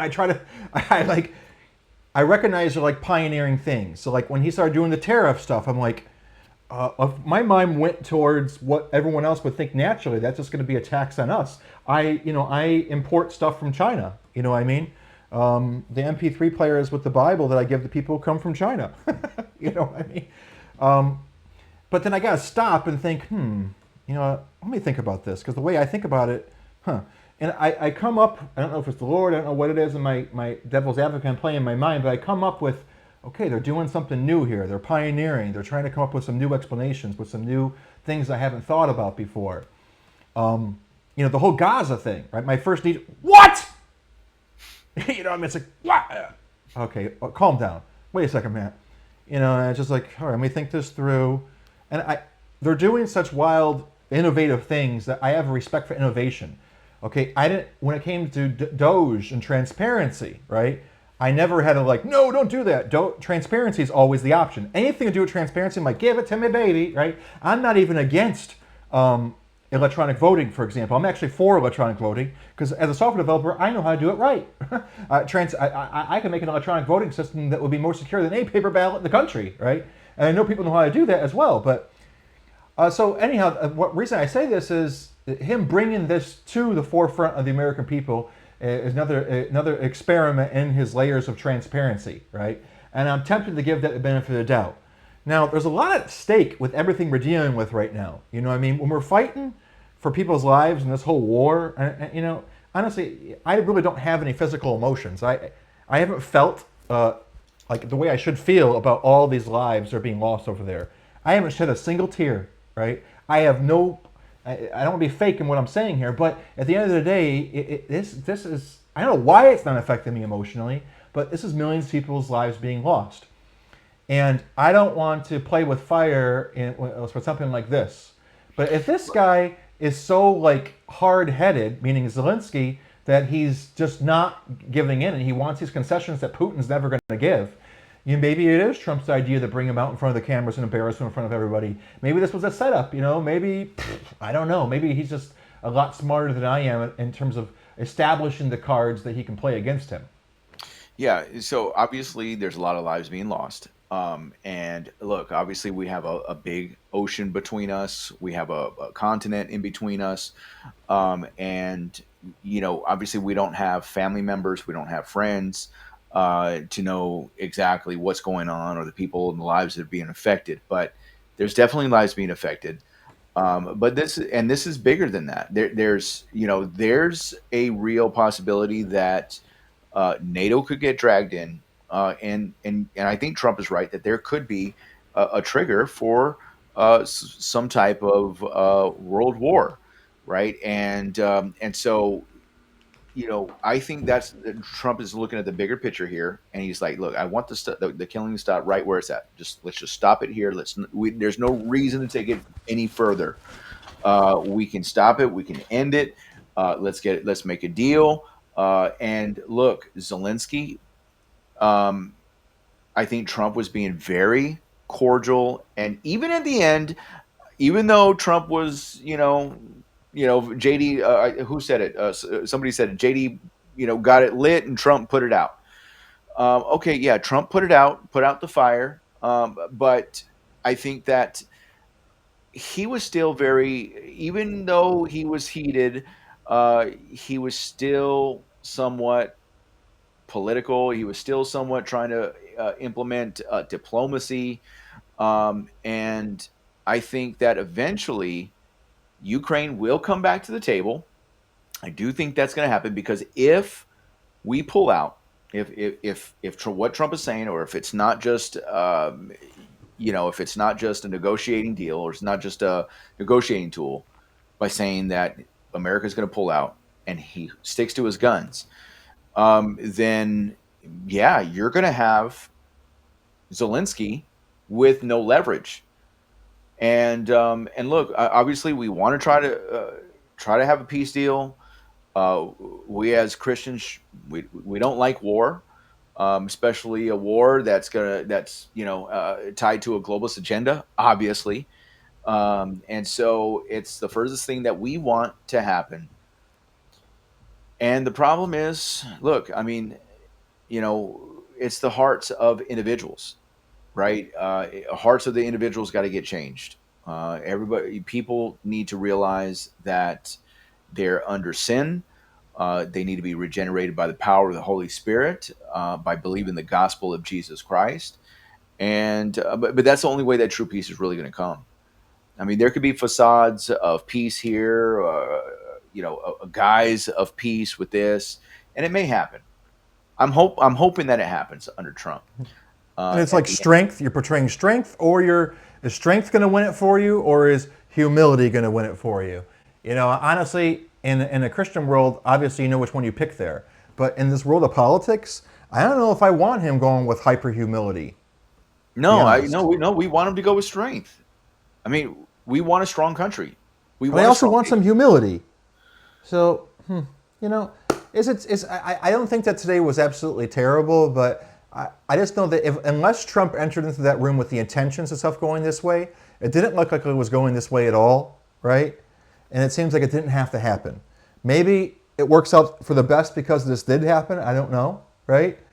But man, it just feels like let's say like you were having a debate with a Muslim or something, you know, and I'm behind your back and I'm like whispering things inside your ear that get you really upset.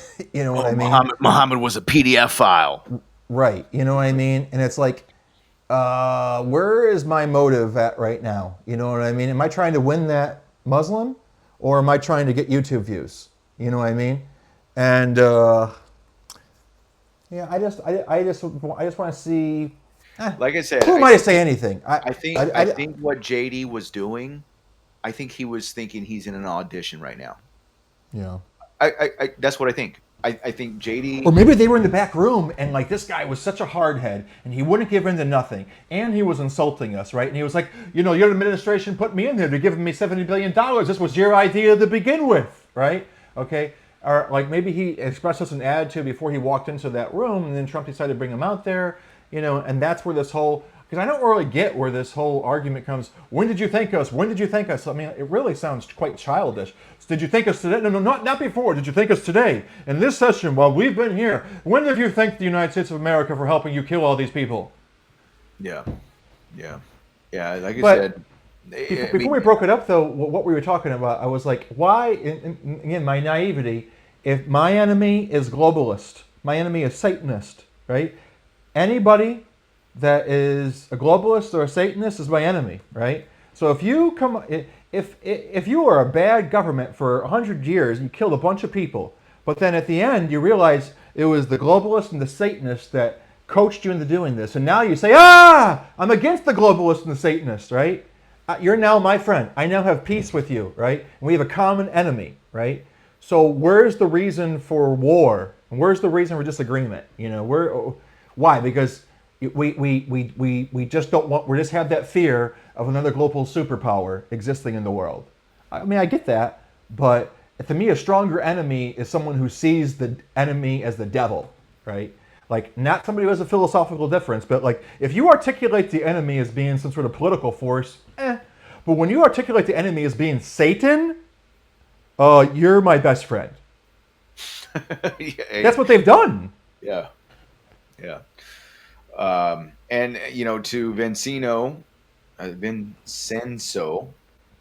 Mera, humility doesn't mean it's not strength. The greatest strength is meek, but now it's good that Trump and JD are being bold. What I would say is that, like, I do agree with that, you know, you can still be humble, have humility, and still project strength. And I would say that also, I mean, Christ was meek, but he wasn't weak. So I would agree to that. But yeah, like Trump and JD being bold, like I think it was a little bit more than that. You know, I think there was a little bit of a red hair, you know, growing up JD's neck or something like that. You know, I think he just wasn't a good argument. It was like a bad argument that he brought. It was just the wrong time. It was lame. And at, you know, maybe there was something going on behind the scenes, and I think that's what you were alluding to. Maybe because he wasn't disrespectful. I didn't see Zelensky being disrespectful. That's the thing. Yeah, so like, during that whole thing. Yeah, during that whole thing. And that's what JD's saying. It's like, you're being disrespectful. When did you thank us? Well, what are you talking about, JD? He didn't just do that, bro. I agree. Right? Yeah. Like, I think that moment. So you're wrong, Pastor John. There wasn't anything that JD was able to pin Zelensky on being disrespectful during that. You know, what was that? 49 minutes that we just got done watching. Go back and watch it. There wasn't anything that we can pin Zelensky on being disrespectful for during those 49 minutes. Could there have been something maybe before that they were talking about? Maybe. I don't know. But at least during that moment, during that interview, again, I just think that JD felt like he was in another audition. Hey, here's another opportunity for me to shine. to the American people, so that the American people will remember me. I was strong. I have a good foreign policy. I'm strong against, the globalists or whatever. And maybe that's where he's coming from. Maybe he's like, hey, I'm against the globalism too. I'm against it. I want to show the American people I'm strong. And you could have shown a little bit of humility there and still be strong. We know you're strong, JD. We know you're good, right? But I think he dropped the ball there, and I think that was a big ball to drop. I think that was like they're driving down the field type moment. This is the game winning football drive. There's a game winning drive, and they handed the ball off to JD, and I think he fumbled it. That's what I think. Yeah, maybe. And it sounds like we're wrapping up here. So, but this is one thing that I'll just give the float. Zelensky said something along the lines of, "I hear from the United States that America has given Ukraine hundreds of billions, 177 billion to be precise." This is on February 2nd, or even 200 billion, as some say. As the president of a country at war, I can tell you, we've received no more than 75 billion. The rest, over 100 billion, of that, 177 billion or 200 billion, we never received it. I don't know where all the money is. He clarified that the aid Ukraine got wasn't cash, but mostly weapons valued at about 70 billion, plus some additional support like training or humanitarian programs. Now, since he said that on February 2nd, I haven't heard a lick about this. Just like I haven't heard a lick about, Thomas, what's his name? Thomas Matthew Crooks, the attempted assassination of Donald Trump over there in Butler. I haven't heard Doge say a single thing about this. And this came out of Zelensky's own mouth, right? I heard Donald Trump say it recently. Did you? Yeah, I heard Donald Trump actually mention that. He was saying, that we sent him all this. Oh, and Zelensky said that he only received X amount, right? I actually heard Donald Trump say that. It was a couple days ago. Okay, cool. Yeah. Because I feel like this is one of the biggest things that we got to find here. Because we're claiming that they're a proxy state, that they're a money embezzling operation, just like Afghanistan was a money embezzling operation. Yeah, that makes a lot of sense because that's how it works, right? The United States Treasury prints. It was one of those blank checks. They don't. There's just checks sent out that has nothing on it. That's untraceable. We don't know where it went. But who are the checks going to anyways are always written to the military defense contract. Look what he said. He's saying that we didn't receive any in-cash donations, right? This is the way that the war machine has always been rumored to exist, right? So the Federal Reserve, the Treasury Department prints new dollar bills. Who do those dollar bills go into hands of first? Military defense contractors, right? And it's always been through the pharmaceutical industry and through the military defense contractors, by which we suspect is the greatest vacuum of U.S. funds, money embezzling operation, right? So, I just feel like Zelensky, this coincided with the same exact time that it was being hinted at that Elon Musk had just gotten into the Treasury Department, right? And then the next day we have Zelensky on TV looking sort of panicked, right? Making this expression that they didn't actually receive $70 billion. So it just feels like there's an unlimited number of wins, of exposures that are coming down the pipe, right? And I think if we add all these together here, the narrative is actually pretty clear. Well, let me just say, the Real Zeal said that, okay, but JD did bring out Zelensky's true colors. And I guess, what I'll say about that is I think his true colors were kind of showing anyway, right? I mean, they were a little subtle. He was saying a little bit of things, and Donald Trump was biting his tongue, right? Because I believe that Donald Trump knew now is not the time, right? That wasn't the time to hash that out. Now, but did he? What did he say that was so? How did he show his true colors by remaining calm? Well, and not disrespectful even after. Because he was saying things like, I want to end the war, but not without American backing, right? What does that mean? American backing. Well, that either means missile defenses, that means boots, possibly boots on the ground to keep some kind of a buffer zone, right? Or NATO troops with some kind of a buffer zone, so that this way Russia doesn't come in or whatever. So that's what he wants, right? And so he, I think it was coming out, and remember we said that Donald Trump was kind of biting his tongue, right? He was biting his tongue because that wasn't the moment. But again, some of the key points in this discussion was when they went over to Secretary of State Marco Rubio, and Marco Rubio mentioned how well that JD Vance did at the Munich Security Conference, and how he basically told off the global, and he did a masterpiece of a job. Masterful. And he does that over and over and over. I mean, even with all these rabid leftists, I mean, I'm so impressed with this dude. It was a masterpiece. So Jesus said we forgive 70 times 7, even if there's something to be forgiven. This is the first time I have to forgive JD.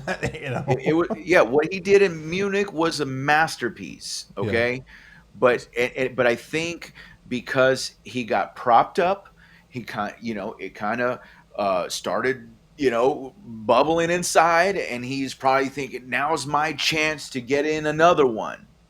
And I think he just fumbled. Or this was the plan. Hey, maybe they were behind the scenes, and like Trump and him devised this whole thing. And Trump was supposed to be was supposed to play good cop, and JD was going to play bad cop. I hope they're that smart. I hope they're that smart.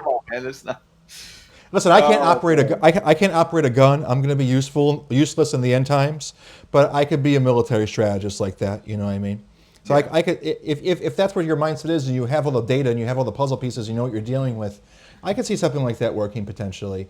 But, I just don't want to apply the standard of love, joy, peace, patience, kindness, gentleness, long-suffering, self-control that we're supposed to be executing as Christians, of course, to what I want to see out of my military leader. You know what I mean? But when someone says that Zelensky was in the wrong, I just don't see it, and I'm not defending Zelensky, but Zelensky didn't start this today. At the same time, I mean, look, we obviously we hired them to be our president, vice president. Would we love for them to be the best Christians in the world? Yeah, I would. But I didn't hire them to be, my pastor.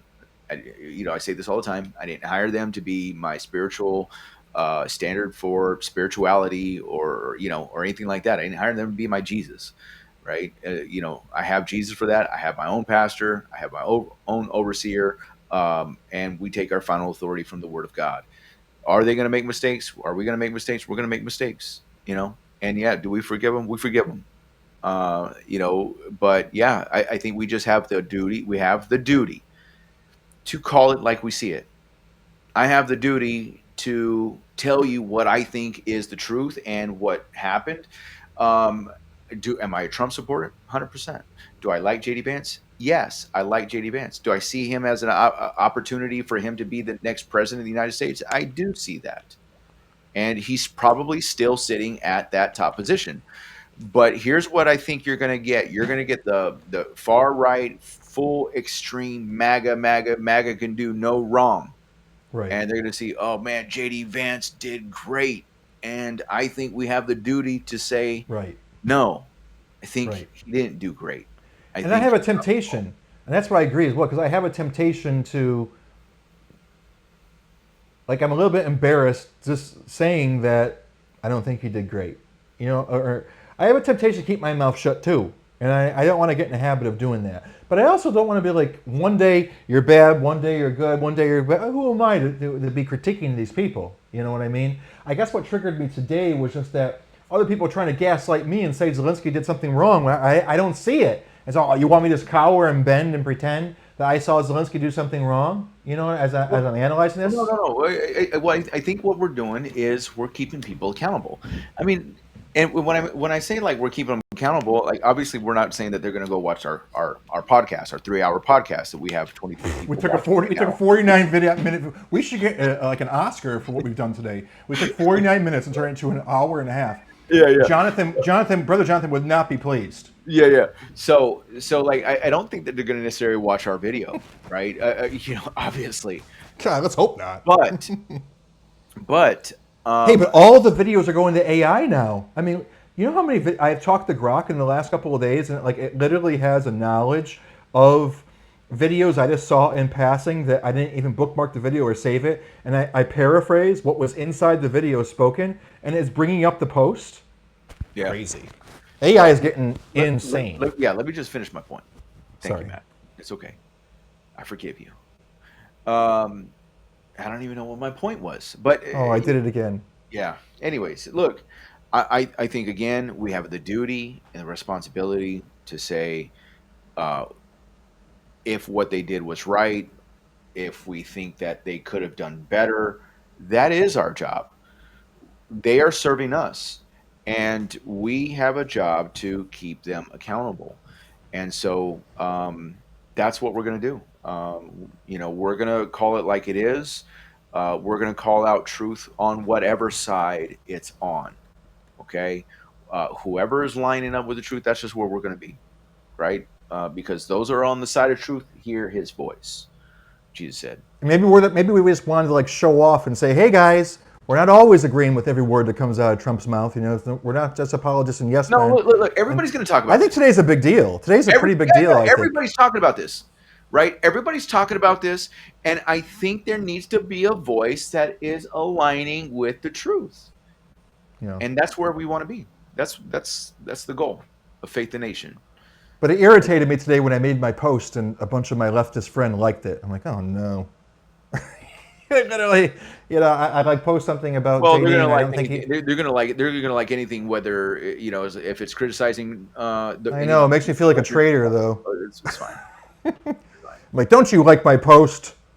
You leftist crazy person, you godless soul. Find Jesus. Amen. All right, guys. Well, look, man, thank you guys for hanging out with us. Those, real zeal, hanging out with us strong. 2 hours and 51 minutes. James Washington, thank you guys for watching. Gospel Man, #1. Harold Lee, I see you, brother, watching. And all those, Noah, I think Noah was watching for a long time. Thank you guys for watching. Be sure to like the video, share it. If you're comfortable with sharing a 3-hour video on your social media, but definitely go give us a subscribe to our new YouTube channel. A link to that is always in the description below. We would really appreciate your support. Be sure to do that. Thank you guys for watching. And remember, it's time to rise up and faith the nation. God bless you guys. Thank you guys for watching. Peace. Peace. Peace. Peace.